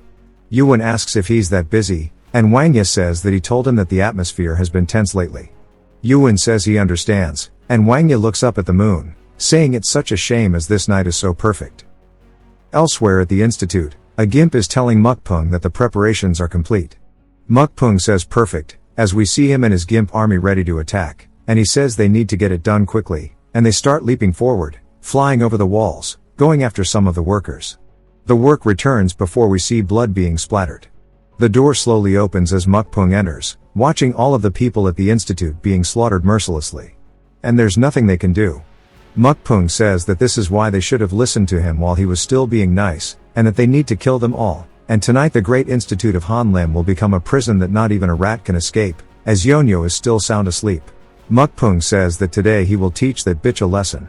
We see her and her father tied up in the courtyard. Yuan yells, asking what the meaning of this is. And Mukpung says they received information that there has been suspicious activity in their institute. They've heard that all kinds of high authority people have been visiting recently. Yuan yells, asking how the hell that's suspicious at all. And Mukpung asked what reason could there be for people with both political and martial power to get together. The only possible answer is a revolution. Yuan says they're only here to play Go, and Mukpung asked if he really wants him to believe that this many people gathered solely for that purpose. Yuan tells him that he's serious, and he's sure that he's heard rumors about the genius. Mukpung says that he did hear the rumors, but rumors can be easily made up. And he looks around, asking where he is exactly. One of the gimps asks who he's looking for, and Mukpung says the genius that they're talking about. They say that there are no more people remaining in the building. Mukpung wonders if he ran off, saying that he must have left earlier as it would be impossible to run away after they got here, calling him lucky. He says that they'll all be freed if they're innocent, and that they will free and apologize if they find that there is no problem. One of the men comes over, saying that he found it. It's an agreement of the people who were planning to partake in the revolution. Yuan says they've never done such a thing to begin with, and Mukpung holds up a book, saying the proof is right in front of him. Yuan realizes that he came here from the beginning to frame them, and that they've been had. All of the servants yell, saying that it wasn't them, and they were innocent, and they didn't know that this was happening. Wangya stands up, saying that this sure is an interesting incident. Mukpung recognizes who he is, how much of a screw-up he has just committed. Wangya says that he should not be calling him by his name, but by his title. Everybody says that they're safe since the royal head inspector is here. Mukpung says he never would have done this if he knew he was here, and Wangya says that he's not one to hold grudges, so to free them all. Mukpung says before that he would like to ask a question, asking why he planned this revolution. Asking if he really thinks that he wouldn't know he was here. Wangya asks what he's talking about, and Mukpung's men force him back onto the ground, saying that there's always a central figure to a revolution. He doesn't assume it was just some scholar, and it would make the most sense that it's him, a family member of the emperor. Wangya says that his arrogance knows no bounds, asking how dare he frame him, asking if he can avoid the consequences of his actions, and he will not let him get away with this. Mukpung says he seems to be misunderstanding something. He won't be able to report to His Majesty about this, because he's never gonna see him again. The punishment for revolution is execution. They will all die here tonight, as they've gotten the signatures of the revolutionaries. His Majesty will just think that it's obvious what went down here. Wangya yells, saying the heavens won't forgive them, and Mukpung tells him to keep begging, and that there's someone who has to die first, and it's Yunji. He warned her, saying that he told her things would go his way. Thanks to her rejecting him, everyone's gonna end up dead. Asking if she really would like to reconsider changing her mind now. She spits in his face, saying that she'd rather die here than marry someone like him. He starts licking the spit off of his face. Holy shit, he needs to die now. And he starts grabbing her cheek, saying that he actually changed his mind. He won't kill her. He'll make it so that she thinks death will be a better outcome, and she can imagine the worst possible scenario. He will inflict pain upon her that is 100 times worse than whatever she can imagine. She says that she'll just bite off her own tongue, and she won't allow that to happen. He says that if she kills herself, her father will be the only one to suffer. If her father also kills himself, then the rest of the people will suffer instead. And don't think it will end here. All of their family members will be the ones to suffer instead. And that everybody else will pay for the sins of those here. He tells her to go ahead and kill herself, as he picks her up by her hair. He says he wouldn't mind having more people to entertain him anyways. Yuan yells for his daughter, and Mukpung says it's time for him to begin. Yunji begins shaking, as she's begging for somebody to save them, saying it doesn't matter who it is. When she looks back up after opening them, she can't believe what the hell she's witnessing, as Yonyo is trying to sneak out. He jumps onto the wall and starts leaving, and she yells out for him. He freezes up and starts laughing nervously, and she asks what he's doing. He says surely she could tell that he's booking it. She asks if he's kidding, and he says that he's excusing himself. She says that he should be helping, and he says he has a hard enough time to keep himself alive, and she said that he learned martial arts, so he can help. He says that she's overestimating his skill level. The best choice in the situation is to act like he didn't see it. He tells Mukpung to keep doing whatever he's doing. Wangya, Yuan, and Yunji all in unison think he's a piece of shit, but Mukpung yells, telling him to stop, saying he's involved in the revolution. The entire world will be after him, and he won't be safe anywhere. Yonyo says he can't be sure of that, and Mukpung says that the world may be big, but there are eyes everywhere, and it would not be difficult to find him. Yonyo says to look for him later then, and Mukpung gets pissed, telling his men to go after him. One of the gimps charges with his sword ready, and Yunji yells, telling Yonyo to get out of there. Yonyo watches the blade and laughs, saying that first she was telling him to help, and now she wants him to run, wondering what he's meant to do. He dodges the attack as the guy realizes he attacked only an afterimage. Yonyo then elbows him in the back of the head, sending him straight down into the wall, and he says that he really didn't want to do this. Yunji is stunned, and Yonyo says she sure is a strange woman, as we see the dude actually went all the way through the floor below the wall. Yunji and the rest just can't believe what they're witnessing, and Mukpung starts getting that crazy meat sweat, saying that he's not half bad. Yonyo thanks him for the compliment, and Mukpung says he should not have taken it as one, as he was talking to himself. Yonyo says that he was talking to himself too then. He then calls the first gimp, saying that he doesn't want to stand here any longer, asking how wonky he wants him to be humiliated for. Budget Wolverine says that he'll eliminate him right away, and Mukpung says that he can't kill him. The man asks why, and Mukpung says that he'll kill him himself. Wolverine starts walking towards Yonyo, and Yonyo tells him to wait. Wolverine asks why, and Yonyo says that he wants to use his sword, asking if he can wait a bit, as he thinks it's in his room. Wolverine calls him insane, and Yonyo says that he seems pretty old, saying that he can't even let someone way younger than him get his sword, and that sure is crazy. Wolverine tells him to shut up, and Yonyo says the world wasn't such a cruel place 5 years ago. He spots a broom, and picks it up. Wolverine gets annoyed, asking what he's doing, and Yonyo says that he'll have to make do somehow, since he won't let him go grab his blade, so he'll make do with this. Wolverine asks if he's insulting him, and Yonyo says that if he's mad about this, then let him go get his sword. Wolverine says that he's not gonna kill him, but he'll make him suffer so much that he'll wish he died instead, even if he's begging later on. Yonyo says that he's tired of all the yapping, saying that he should just get started, because he's getting sleepy. This makes Wolverine's blood boil, and he charges at him, calling him a bastard. Right as he gets close, he raises up his sword, thrusting down towards Yonyo's eye. We see the broom come in, shattering Wolverine's helmet, hitting him in the head, sending him flying backwards, in an instant. Wolverine asks what the hell that was, as he lays down on the floor. Mukpung begins getting even more meat sweats, and Wangya and Yuan are in disbelief. Yonyo says that nothing is better than a broom, when cleaning up garbage that is. Wolverine then wakes up after a bit, and wonders what the hell that was. Yonyo says that he should be glad that's the extent of what he's going to do, as he would already be dead if they were fighting his master, asking why he would run straight at his enemy like that. Wolverine starts to get pissed, and charges at him once more, and Yonyo starts beating him with the broom, saying that he's explaining right now. Wolverine says that he's way too fast, he can't even do anything about, and distances himself. He says that he doesn't want to admit it, but he has to, and it's hard to believe, but he's got the skills to back up his mouth. However, it's not always the strong that wins battles, as he's got a lethal poison on his blade called the 7-step soul-catching serpent, and he's going to teach him that. Yonyo asks if he's really going to play dirty enough to use poison, and Wolverine says that he can blame him all he wants. Yonyo says that's not going to work on him, and Wolverine asks if he's immune to all poisons or something. Yonyo says it's not like he boiled and ate a whole ginseng root, and of course he's not immune, and it's a little bit different than that. He starts thinking about it before he leaves his afterimage, moving instantly right into Wolverine's face. Wolverine realizes what he meant as Yonyo knocks the dagger out of his hands, he rears back the broom, and Wolverine says he needs to stop him. Yonyo says surely he wasn't thinking of something like, I need to stop him. And he starts rapid firing the broom, attacking all over. Wolverine can't do anything but get turned into an ugly-ass dummy, as he is forced to take hit after hit after hit. Eventually he starts bleeding from his nose and his mouth, and the spectators are in disbelief as he falls down onto the ground. It falls silent as nobody knows what to say, and Yonyo says this is why his master said that if you feel like your opponent is preparing something big, that he shouldn't wait and just beat them up instead. Mukpung says that he can't believe he defeated his man so easily, as his father spent decades of his own life perfecting Wolverine as the leader of Black Void. Yonyo says that it'll be convenient if they both just back off now. Mukpung claps his hands, and Yonyo asks what he's doing. Mukpung then smiles, saying that's amazing. For him to have that kind of martial prowess at that age sure is crazy. Yonyo says that he's right, and he starts getting embarrassed.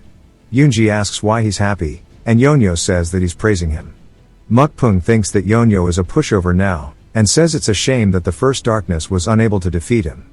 But if he thinks about it from a different perspective, and it was all worth it because he met a real martial artist as talented as him, asking if he would like to work for him. Yoonji yells, asking what he's trying to do, and Mukpung says that if Yonyo comes to his side he will give him things that he never even imagined having, and he will give him the power to rule over the world and immense wealth. Yonyo says that anyone who has an inkling of morals and ethics would never fall for such sweet words. Yoonji is so relieved that he's not doing it, but Yonyo says that he'll instantly fall for it if he starts talking about some money instead, and she folds, telling him to go die, calling him a piece of shit. Wangya asks what he is doing, and if he really thinks that power and wealth are that important. Yonyo says yeah, and Mukpung agrees too. Even Yoonji says that they are. Wangya says that's true of course, but says that there's no way he can offer more than he can, and that he'll give him whatever he wants since he has the power of the emperor supporting him. Mukpung tells him that there's nothing he can do for him, and he may be the emperor's brother, but he has already given up on both wealth and power, and the only thing he can do is give him a position as an official. His father can give him all the power and wealth he could ever want. Yonyo tells Wangya that he's definitely losing right now. Then Yuan says helping an evil man with his schemes and conspiracies is very different from helping to reveal the conspiracy. Asking if his master did not teach him morals. Then asks him what he said, and what he advised him to do in such situations.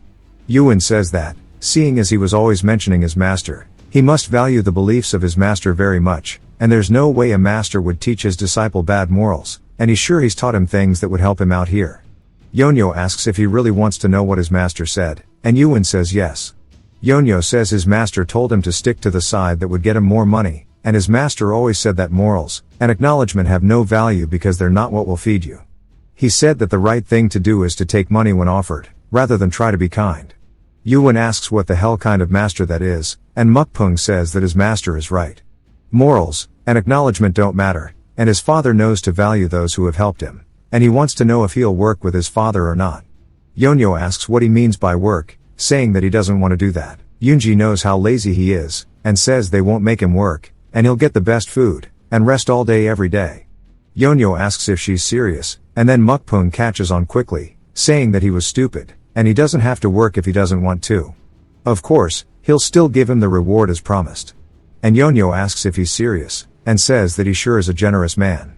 Mukpung says he's nothing compared to him, and the rest just wonder what they're watching. Yonyo asks what he's going to have to do then, and Mukpung smiles like the ugly bastard he is, asking if he can kill everybody here first, as it's only natural that those who commit treason are sentenced to death. Yonyo says if that's what he really wants, and Yoonji starts to get annoyed. Yonyo then asks why they all committed treason, and Yoonji says that he's making it up, asking why he even believes him. Yonyo says that they've even found a book of signatures, and that he feels like it's a bit much to kill them as he's never killed anybody before. Mukpung says that he'll do it, saying that someone needs to bring him his sword, and he doesn't like to dirty his own hands, but there should be no hesitation in carrying out sentences. Yuan says that he's sure that he's better than this, asking how he could do something so disloyal to the nation. Mukpung says that what he's doing right now is out of loyalty to the country. Yoonji closes her eyes, and screams out for her father, and Yuan as well accepts his fate. Yonyo says that he thinks that's enough, as he stops the blade with his fingertips. Mukpung is still just tweaking, asking how he's this strong, and then asks if maybe he forgot what they just talked about. Yonyo says of course not, but he's had enough of playing along, as he doesn't even know if Mukpung understands what's necessary in order to be lazy, and the most important thing is avoiding trouble. He once broke an ink slab that his father really liked when he wasn't home, and even though he was only gone for 3 days, those 3 days felt like death. And when he finally came back, he was beaten senselessly, but he felt much better afterwards. Wangya says that he should have killed him back then and Yoonji agrees. Mukpung asks Yonyo what he's even talking about. Yonyo says that his master also said that, while he should not forget his hatred, he should also not forget what others have done for him. A person who does not give back what he has received will end up paying more in the end, and that he needs to pay back what he owes before the interest compounds, and that he thinks that it's about time that he pays back his debts. Once more they're all surprised by his actions, and Mukpung says that he sees. All those words are him just saying that he's going to stop him. He then starts laughing while looking hella ugly, and then locks in, but of course still looks ugly. He says that he wasn't trying to scout him because he was afraid of him. Yonyo says that he never thought that to begin with. Mukpung raises his hand, saying that if he wants he can kill him like he's nothing, as a giant hand of aura starts to float up into the sky. He says that he should consider it an honor that he's the one killing him. Wangya and Yuan didn't actually expect his fat ass to know martial arts, and he launches his attack straight towards Yonyo. While there's a giant hand, there is also a ton of little ones flying straight towards him. Mukpung says that he'll give him some advice, and that in his next life he should stop being so lazy. As the attacks fly closer, the workers close their eyes out of fear. But Yonyo says this is strange, as he's seen this somewhere before. Mukpung says that he used an ultimate technique from the start because he seemed pretty skilled, but he definitely won't be able to react in time. Of course Yonyo starts dodging all of the attacks, and he even pulls his hair because he's too lazy to move his head. He just uses the minimum movements needed to dodge them all. Mukpung asks how he didn't get hit at all, and Yonyo just asks if he's done. Mukpung turns in fear, asking how he got over here. Yonyo reminds him that he just watched the whole process, and then he raises his foot into the air, and kicks him once in the chest. He rolls backwards, flying through the air, I guess pigs do fly, until he crashes into the wall, and Yonyo says that one kick should be more than enough. The workers are all surprised, and immediately after it falls silent, they start untying one another. Wangya asks Yonyo if he's dead. Yonyo says that he didn't kick him that hard, plus he's also fat, so he's sure that he's fine. He then walks over to Mukpung, asking if he wants to keep going, and Mukpung tells him to wait, and that they can just pretend that none of this ever happened. They all just kind of stare at him, wondering if he's kidding. Wangya says hell no, and tells everybody to arrest him. Mukpung once more pleads to be let go, and Wangya asks if he's really ever seen a royal inspector just let go of a criminal like himself. Mukpung says that if he does not return home, his father will take care of things that have gone wrong, and he will resort to a final gamble. No matter what the results of that may be, the royal palace will take irreversible damage. Wangya calls him evil, asking if he really needs to send him back in order to prevent a bloodbath in the palace. Even if he were to send him back, it would be very difficult considering his household, and that Gi would use more cunning and evil methods. Wangya asks if he really wants him to just watch as he messes up the royal palace, and Mukpung tells him that's what politics is about, and that he can just think of it as a temporary peace by holding the eunuch spy facility's weaknesses as blackmail material. Wangya tells him that he heard that eunuchs dig 10 holes to escape through because they are like little rats, and he tells him to take one of those and piss off. Later, as they are all leaving for some reason because they are letting them, Yonyo asks Mukpung if he wants a piece of advice. The martial art he uses is great, but its force is bound to decrease when he is using a technique to minimize his physique size. If he really wants to fight him properly, he has to let go of that disguise that he is using first. Mukpung says that he will keep that in mind for the next time they see each other. Yonyo says that he doesn't want to see him again, and Mukpung tells him that he wants that too, at least not in this appearance. Yonyo says if that's the case, it looks like it's finally over now. As the sun starts to rise, Yonyo tells them all that he is going to go to sleep, and they can take care of the rest. Yunji barks at him, asking if he is really going to go lay down, and he says that he has his rights, asking if she remembers. She gets annoyed, but realizes that she can't say no, and Yonyo says that don't wake him up as he is going to sleep until tomorrow. Yunji is obviously pissed, and Wangya and Yuan just accept it. His life was very comfortable after that day, and it seems like Yuan and Wangya were struggling to resolve their problems, but that had nothing to do with Yonyo. He got served a delicious meal 3 times a day, and no one yelled at him for sleeping in late. It was basically paradise for him. Yunji goes into his room, telling him to get up, and of course he doesn't reply at all. She says that she knows he is only pretending to be sleeping, telling him to get up already. He asks why. She tells him that her father wants to see him. He says that he was meant to have guaranteed rest though. She says that he was the one who asked to see him, and he has already been rolling around in bed for a week. Yonyo says that he could just see him another day though. She rips the sheets out from underneath him, causing him to fall onto the floor, and drags him over to her father's office. We see him and Wangya inside. Yuan thanks Yunji, telling her that she is excused. Yonyo takes it as he is too, and bows. Wangya barks at them, saying not you.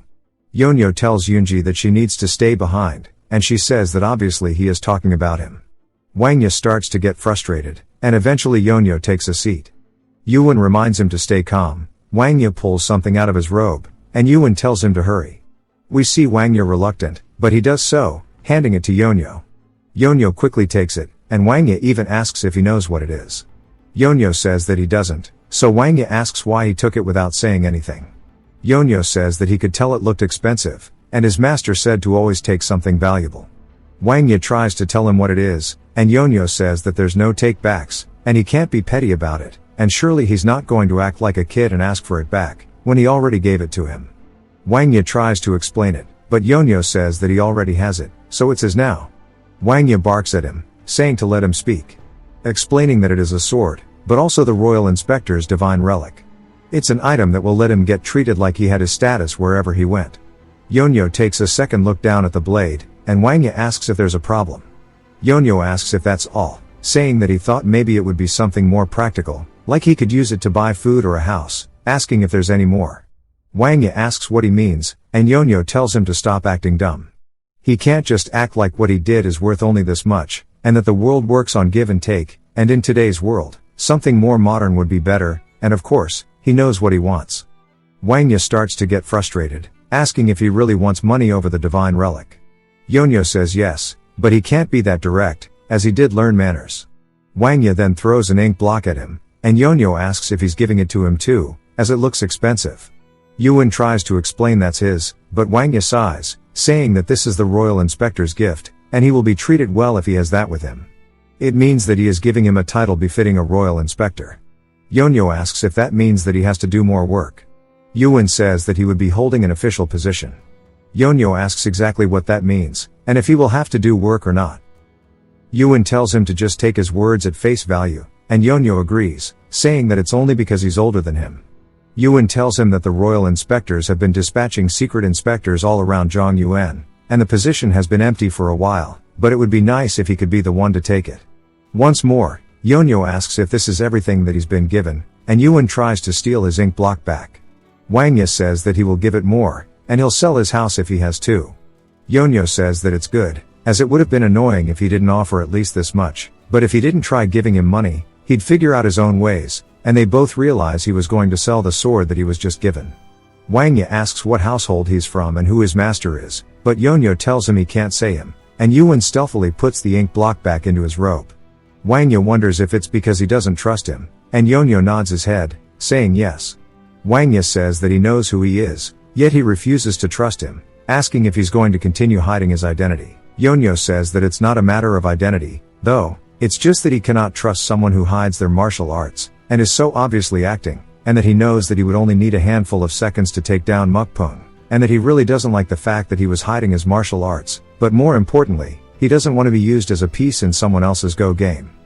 Wangya asks if he knew he was capable of martial arts, and Yonyo says that he thought it was strange, as he knows there are people who are crazily obsessed with Go, but traveling over 400 kilometers just to play a single game is ridiculous. Yet way too many people came here to do it, and he assumed there was some kind of plot, and he happened to appear. Then Mukpung appeared as well, leading to the whole incident, and that was when he had to make a decision on who to side with. Wangya asks if they're not the obvious choice, and Yonyo says that it was more likely that Mukpung was telling the truth. The book of signatures might have been fake, but the royal head inspector is gathering people to join his forces behind the scenes. It's hard to think that it was just a friendly little thing. The most likely circumstance is of course treason.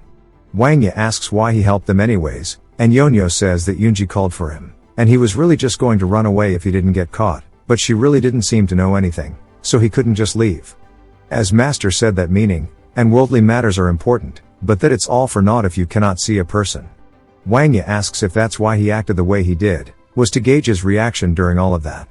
Yonyo says yes, and it made him feel like shit. Yuan can tell that this is just a very convoluted Go match, and Yonyo tells him that he'll be direct, asking Wangya if he's planning to commit treason. Wangya asks what he'll do if he says that he is, and Yonyo says that if he is, then he's just going to go sleep comfortably. They continue yapping as Yuan watches their match, and pretty much Wangya asks why he's not loyal to the emperor. Yonyo says he's more loyal to Wangya since he was the one who at least gave him gold. Wangya seemed amused by the answer, and then he starts laughing, saying that he knew he was clever, but he's better than he anticipated. But they are not planning treason, they are just gathering forces to go against Gi. Yonyo says he understands, and Wangya continues saying that the problem is that he is caught on. He wants to know if Yonyo knows why Gi sent Mukpung, and it's to get him to kill him. It wasn't that he wanted to get Mukpung to capture him, he wanted him to kill Mukpung. Then he would have been able to expose that he has been hiding his martial arts capabilities, and that he had gathered all these people. That's when Yonyo stepped in, and he apologizes if it was displeasing, playing him on the go board as he put it was not his intention, and that he and Yuan were just desperate at that very moment. Yonyo says he understands, and Wangya begs him to believe him. Yonyo says that he already said okay, but Wangya wonders if he's really going to take on this secret royal inspector role. Yonyo says he's only going to say it once, and he's never going to actively seek out work. Wangya tells him it doesn't matter, the world will not leave him alone even if he wants it to. Yonyo asks if he's trying to insult him, but Wangya tells him that it's just the path of a hero. Yonyo says he's good then, but Wangya tries to tell him he can't deny fate.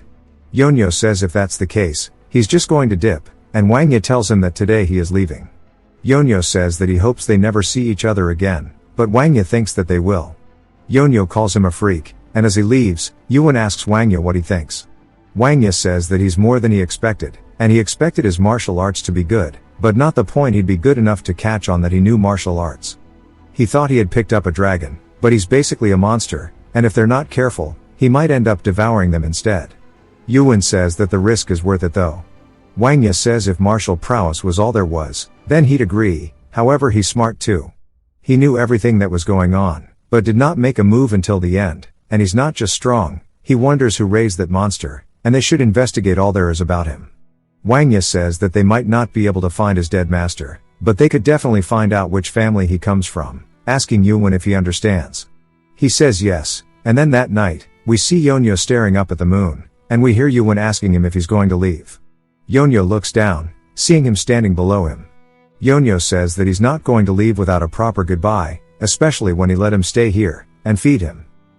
Yuan says that he can tell he's planning to leave though, and Yonyo says that it's true, but he learned a lot while he was here. Yuan asks what exactly he learned, and Yonyo says the two most important ones are that even scholars who read a lot often live according to the text they read, and that this area is actually a rather scary place. Yuan asks how so, and Yonyo tells him that he never imagined that the strongest person he's seen after coming out to the Zhonghu would be in this territory. Yuan says that Wangya's martial prowess is definitely impressive. Yonyo tells him to drop the act already, and Yuan says that as expected, he knew. As we see him releasing a blue aura, Yonyo says that he could tell from the start, and Yuan tells him that he has a favor to ask. Yonyo says not to worry, as he doesn't plan to tell anybody. Yuan says that he really hopes that to be true, as he would like to continue to live as a scholar. Yonyo says that he wants to know one thing in return. His master told him to go see the world here, so he thought that he'd see justice or something. Instead, what he saw was the dirtiness of the world.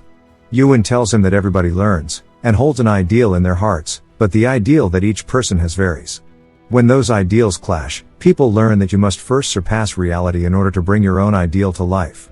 Everyone knows that one must undo their ties with the world, but it takes way too long.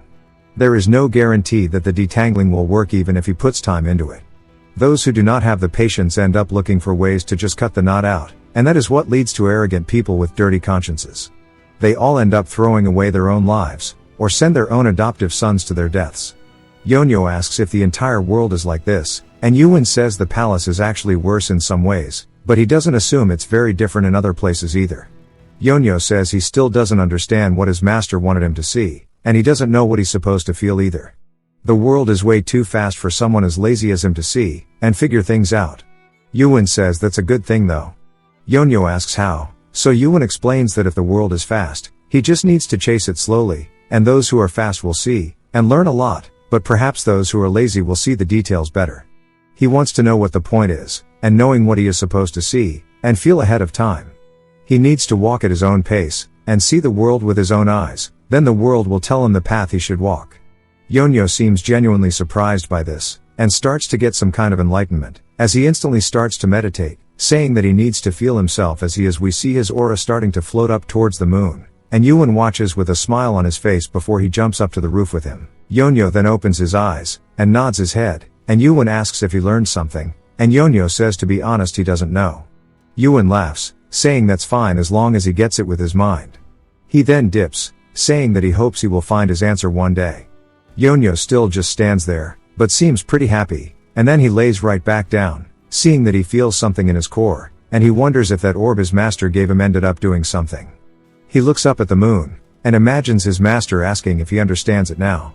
He closes his eyes, and turns over, saying not yet. Later, Yuan stares at Yonyo while he's sleeping, saying that he thought he was going to be leaving soon. Yonyo says that it's already late, so he'll leave tomorrow. Yuan says he's been doing this for the last 2 weeks, and Yonyo tells him it happens. Yuan says still though, but he gets cut off by somebody thanking Yunji for hosting them. They are the Swift Dragon Escort Agency, and they ask what item they're here to transport. She walks into the room saying this thing, and points to Yonyo, who asks if she means him. Even the workers kind of stand there for a second before telling her that's a person. She says it just looks like a human, and it's nothing but a burden.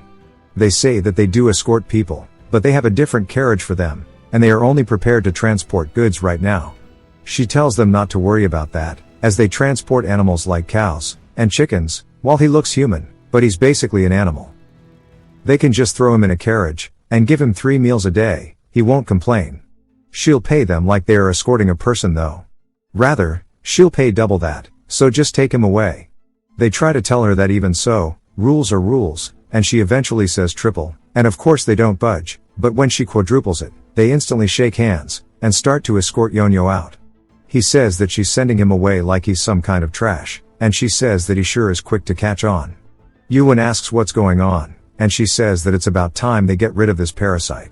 Yonyo says he heard that the morals of the Zhonghu are in the gutters, but still, he wants to know how she can do this to him. He's their savior, so he wonders if this is any way to treat him.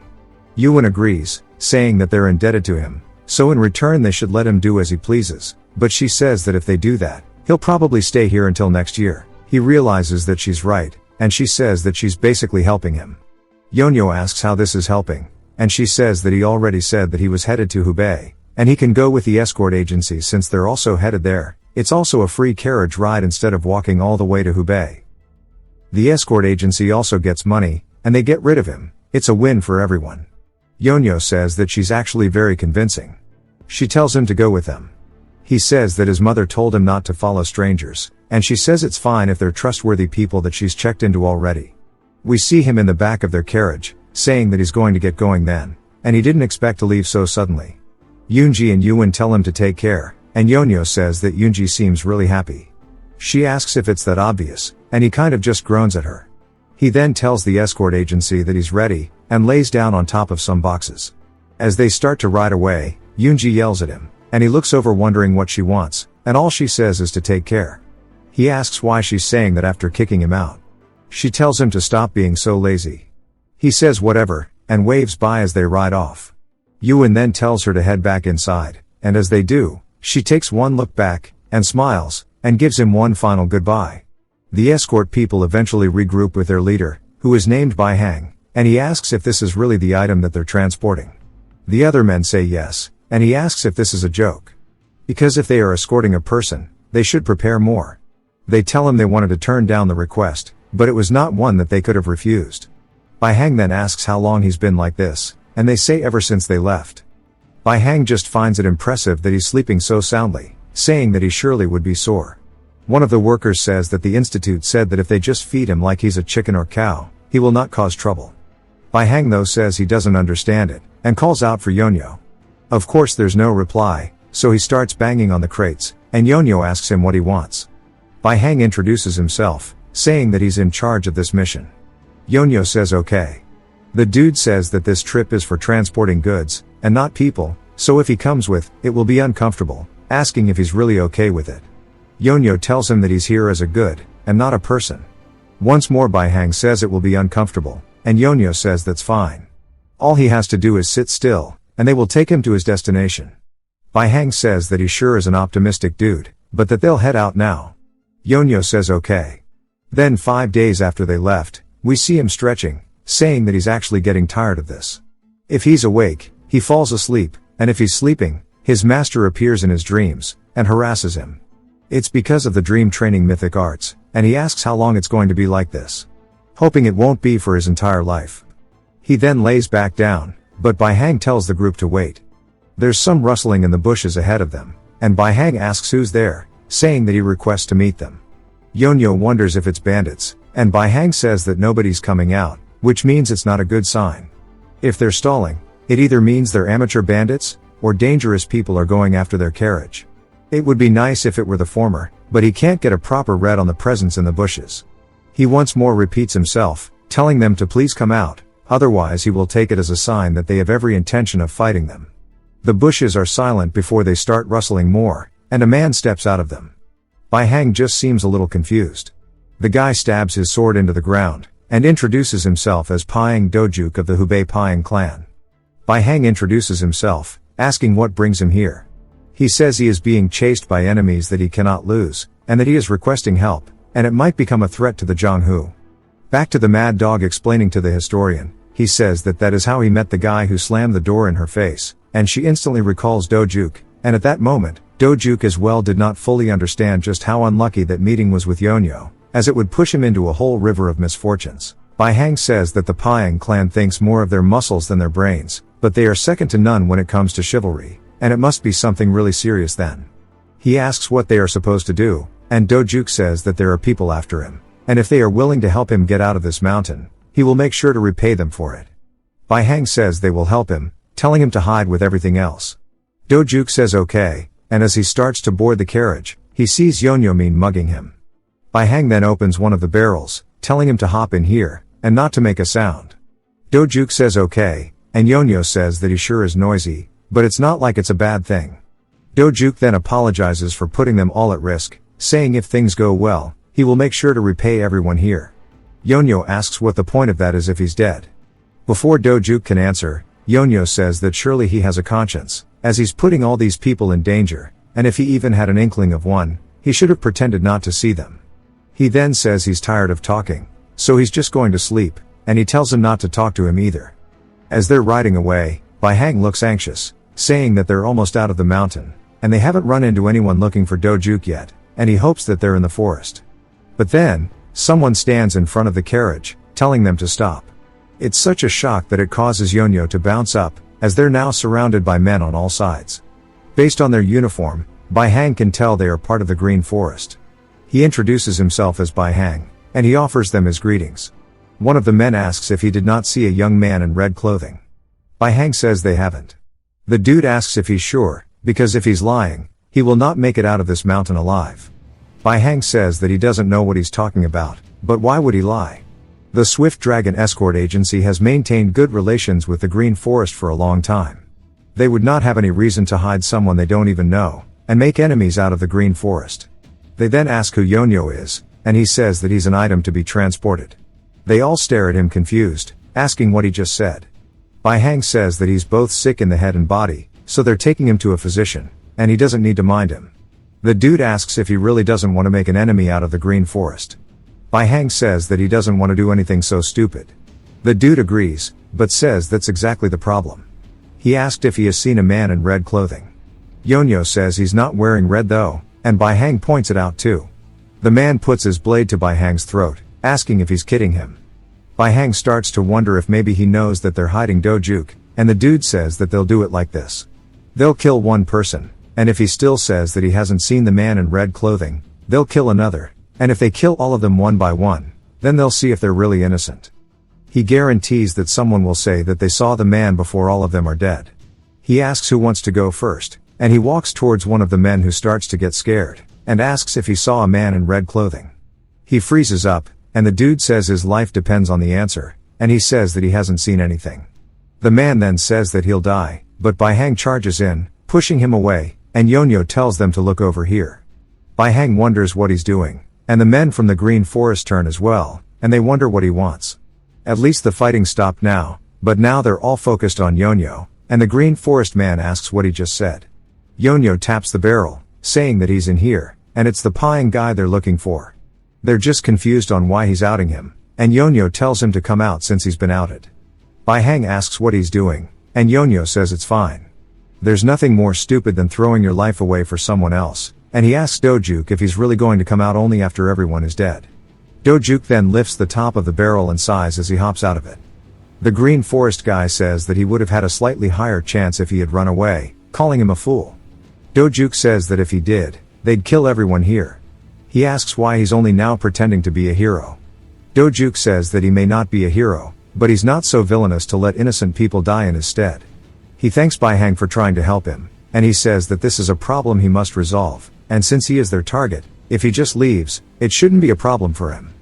Bahang goes to say that he'll be in danger, but Dojuk says it's fine, and he can't run away from them forever. Bahang realizes he's right, and hops on the carriage, saying they wish him luck.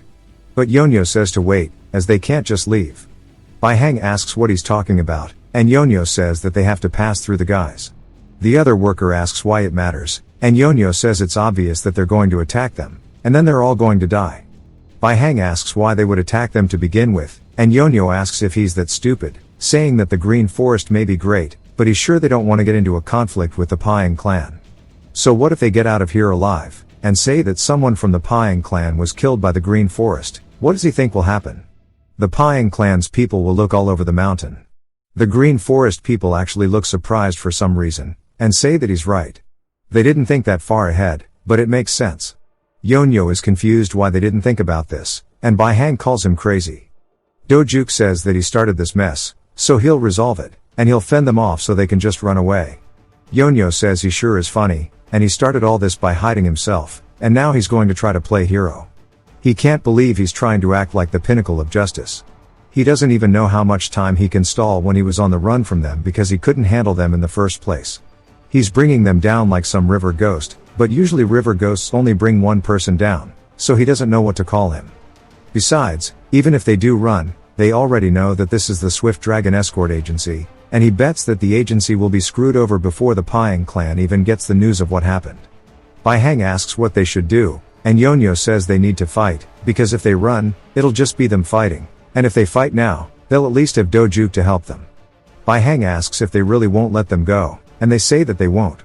The leader of their little group tells his men to attack them. They charge in, saying that they shouldn't curse them even if they die. Dojuk blocks the first strike. He says that they said Zhonghu is a big place, but if he had known that the world is this vast and dangerous, he never would have gotten involved in this mess. Ever since he was praised for being talented, and having a lot of potential, he grew arrogant, and let his guard down, like it was poison to his mind. And it's all his fault, as he starts fending off all the attacks, doing the best he can. He says that everybody here is going to die because of him. One of them gets the jump on him, saying that it's over for him, and Dojuk closes his eyes, apologizing to everybody. Something flies in from the side, and we see it's a teacup hitting one of the men in his ribs, and it instantly knocks him to the ground. Dojuk is speechless, and turns, wondering what that was, as we see Yonyo juggling more teacups, saying that they sure are a handful. Dojuk does a double take, and says the thing that knocked him out is nothing more than a teacup. Yonyo tells him he's getting distracted again, as he blocks another attack. Yonyo says that he brought over all the enemies, and now he's going to die without having done his share of the fighting, and he really is a river ghost. He tells Bahang that he's also going to die at this rate. He throws another one of the teacups forward, hitting one of the Green Forest men in the chest, sending him flying. He continues doing this all around, and Dojuk just looks like he's in a bad spot. He says that he doesn't have time to get distracted by these things, and needs to get it together, and he can be curious later. He's using one of his family's martial arts, called the Five Tigers Gate Destroying Blade. He starts attacking wildly towards all three of the men, but then to his surprise, they effortlessly dodge the attack. He says that he forgot this isn't a duel, and there's no need to try and deflect or block these attacks. All three begin to attack him in unison, and he says that he's going to die, before three teacups fly in, sending each one of the dudes flying. Yonyo tells him to just die already then. Bahang asks Yonyo to help him, but Yonyo reminds him that he's an item to be transported.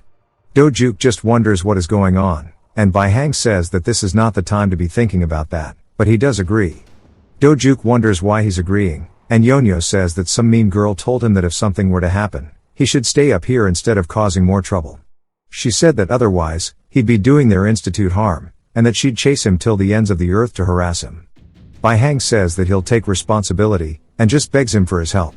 Yonyo says that he doesn't know, as he tends to keep the promises that he makes. Bahang says that he's going to be uncomfortable on his journey if they die, but Yonyo says that he's not really comfy right now either though.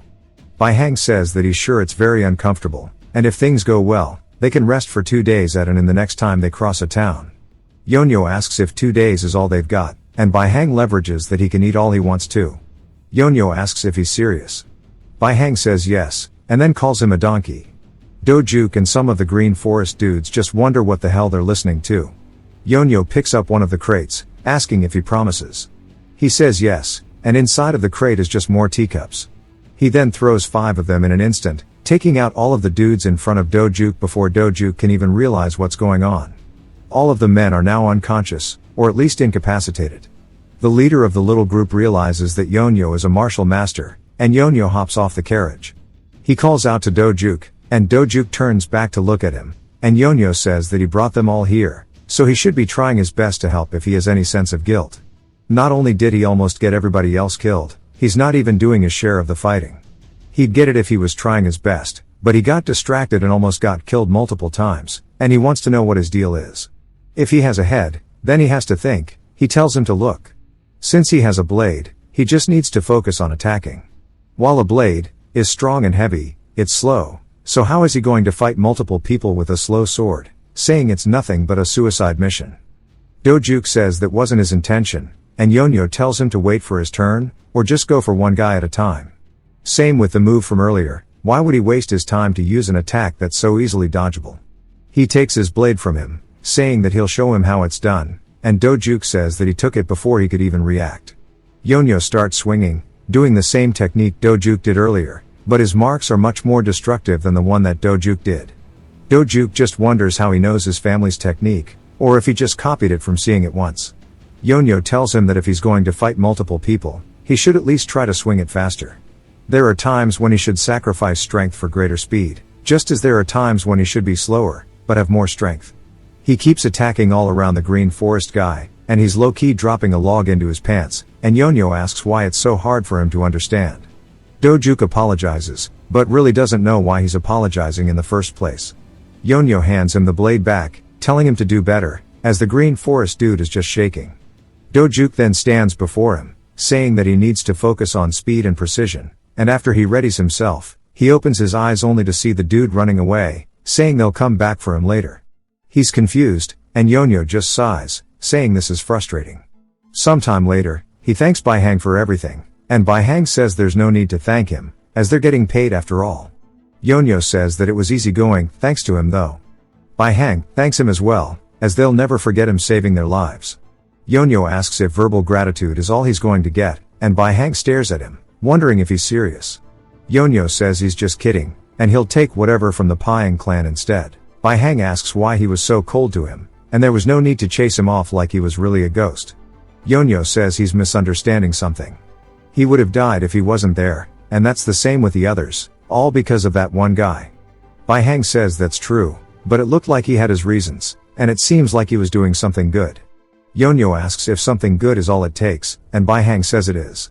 Yonyo then asks him if that justifies killing people. His master said there is nothing more stupid than risking your life for something that is not related to you, and that he should prioritize himself. He knows people value justice and all that, but if there are people who must be sacrificed for it, he's better off not having this greater good, and he needs to be happy before others can, meaning his priority is him. He suffered enough damage to not care about the guy anyways. Bahang says that both goods, and the martial artist, and their agency are safe, and that the alliance is supposed to take care of the Green Forest matter. Yonyo says that's good to hear, and he hopes that they'll get to see each other once more. Bahang though says probably not, and he doesn't want to hear something so ominous. Yonyo says that he's finally arrived, as he's standing before the Nature's Hand Manor. It then jumps back to his family's clan. His mother and father are worried, saying they still can't find him. A man then quickly barges into the room, saying that there's a message from Yonyo, and he's actually sent them a letter. It jumps once more to Gi, saying that he can't believe he failed such a simple plan, and he asks Mukpung if he was that afraid of dying. Mukpung says no, and it might have been meaningful if he had died at the hands of Wangya, but he was fighting someone else, so even if he did die, it would have nothing to do with Wangya. And he's not afraid of death, but he is afraid of a meaningless one, and he wants it to have some kind of use. Guy says that he shouldn't forget that he does not keep dogs that are useless, and if he wants to stay by his side, he had better develop a skill, or bring him a bone. Mukpung bows his head, saying of course, and his father excuses him. As he leaves, Guy says in the end he's useless and ambitious, and a pig like that one will end up jumping right into the boiling pot. As Mukpung leaves, he sighs, saying that eunuch doesn't know any fear, and a man tells him that he's still useful, and he believes he should continue keeping him alive for now. Mukpung nods his head, then asks what use they can do with him anyways. The man says just his existence alone acts as a restraint on the royals, and Mukpung says he could do that too. He wants to know how long he has to play along with this eunuch. The man tells him there's something else he must do, as there were summons from the pavilion, and they want him there as soon as possible. Mukpung smiles, saying that he sees, and finally he'll be able to get free of this sickening appearance, and Guy will be rid of. Once his use is done, and afterwards, everything that was his will be taken over by him, and the royals have no reason to rush. He asks what the others are doing, and the man says he doesn't know the details, but he thinks they're getting their hands into the medical field. Back to the Nature's Hand Manor, a man tells Yonyo he's in the wrong place. This recommendation is for the Sacred Hand Manor, and this is the Nature's Hand Manor. He's only here because Yuan told him to be here, and Yonyo asks if this really isn't the Sacred Hand Manor, and the man says no, the one he's looking for isn't here. He needs to cross the street, then head into the alley, but he's just going to be disappointed. Yonyo starts following the instructions, and here's a man begging someone else to save his wife. Another person begs, saying that she'll pay him back for it, and if he doesn't help, her father will die. Then he says that he can't treat people without money. Yonyo says that he thought physicians would save people no matter what, but he guesses there are people who neglect them too, and money is obviously the most important thing in life. He's now looking around the alleyway until he spots something on the ground. It's the Sacred Hand Manor signpost on the floor. He asks if this is really the same place with 500 years worth of history. He enters, asking if there's anybody here, and a kid asks what brings him here. Yonyo says that he's here for business, asking if the master's in. The kid says yes, and Yonyo says to let him see them then. The kid tells him to go ahead, but Yonyo looks around, saying he said he wants to talk to the master, asking the kid if his father's home. He says his father died last year, so he's now the master, and his name is Jin Soa. Yonyo asks if he's really the master. He says of course. Yonyo knew he wouldn't be able to get good treatment. He'd be lucky if he doesn't get struck by lightning on the streets. He asks why his master had him doing this shit to begin with, and he just wants to go home. A woman asks what's going on, and Soa says that there's a guest here who wishes to see their father. She enters the room, and Yonyo looks surprised, and she asks him what brings him here, and there's this weird aura floating around her, and her name is Yuran. Yonyo starts to get a little nervous, and hands her the letter. She begins reading it, saying that it seems like he's here to learn more about physician manners. He says yes, and she tells him that as he can see, they've lost their glory, and she can't just send him away when Yuan himself sent him here. And it's not the best, but he should make himself comfortable. He says it's alright, and he can go somewhere else. If it's too much, she says she can't do that, and if she sends away a guest who came here for their late father, the others will talk badly about them. He says that it can happen if she doesn't have the means to provide for her guest, but she tells him that she can't send him away. We see him sitting inside of a room, saying that he should have known better than expect any different from someone who is friends with Yuan, but whatever, it's still a physician manner in the end. There's a knock at the door, and Yonyo asks what they want. Yuran then enters, bringing him a tray of food. She says that she thought he might be hungry, so she made him some, and while it's not much, she tells him to enjoy. He asks how this isn't much, as this is 3 days worth. He tells her to eat with him. She says that she already has, so he doesn't need to worry about her. He says that they're not as poor as he thought they were. He then hears some talking in the hallway, and overhears Soa asking how she got all that food. Yuran tells him to be quiet as he's eating, and Soa says that he's so far, he definitely won't be able to hear them. They don't even have rice left, so how does she afford all of this? She tells him that he should just focus on his studies, and not worry about the workings of the house. He then asks what happened to her necklace, and she says that she just took it off for a bit. He says that she never took it off because it's their mother's heirloom, asking if she sold it. He starts to feel conflicted, looking at all of the food, and she says that she just pawned it for a bit to borrow money to get it back once they're doing better. As they continue, Yonyo says he can't eat this. Yuran then enters the room, asking if the food is not to his liking, and she'll make something else. He says that's not it, and starts eating it, asking if it's too late to get a refund on the food. The next day, we see him walking down the street, saying that he ended up eating all of it, and he doesn't feel like he's digested it yet, and it would have been fine if she just served what she had. He stands before the Milky Way Manor, which is what she talked about, where she sold the necklace. A man asks what brings him here, and he says that he's looking for something. The man asks what he's talking about, and Yonyo says a necklace that the Sacred Hand pawned yesterday. The man welcomes him inside, saying that he's sorry, but they pawned it instead of selling it, so he cannot give it to him unless he's from there. This is the owner of the Milky Way branch, called Daefeng. Yonyo says that he is from the Sacred Hand Manor, and Daefeng says he's never met him before. Yonyo says he came yesterday, asking if this will do, and throws a bag of money on the table. The man says this isn't enough. Yonyo tells him that there are more than 2 silver nyangs in there.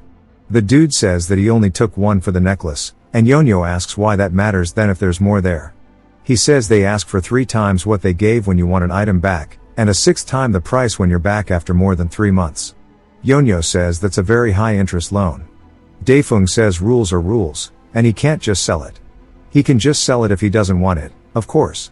Yonyo asks if this isn't enough, and the dude says no. Yonyo says at this rate, they won't be able to make enough to get their necklace back, and he's sure that she knew this when giving it up.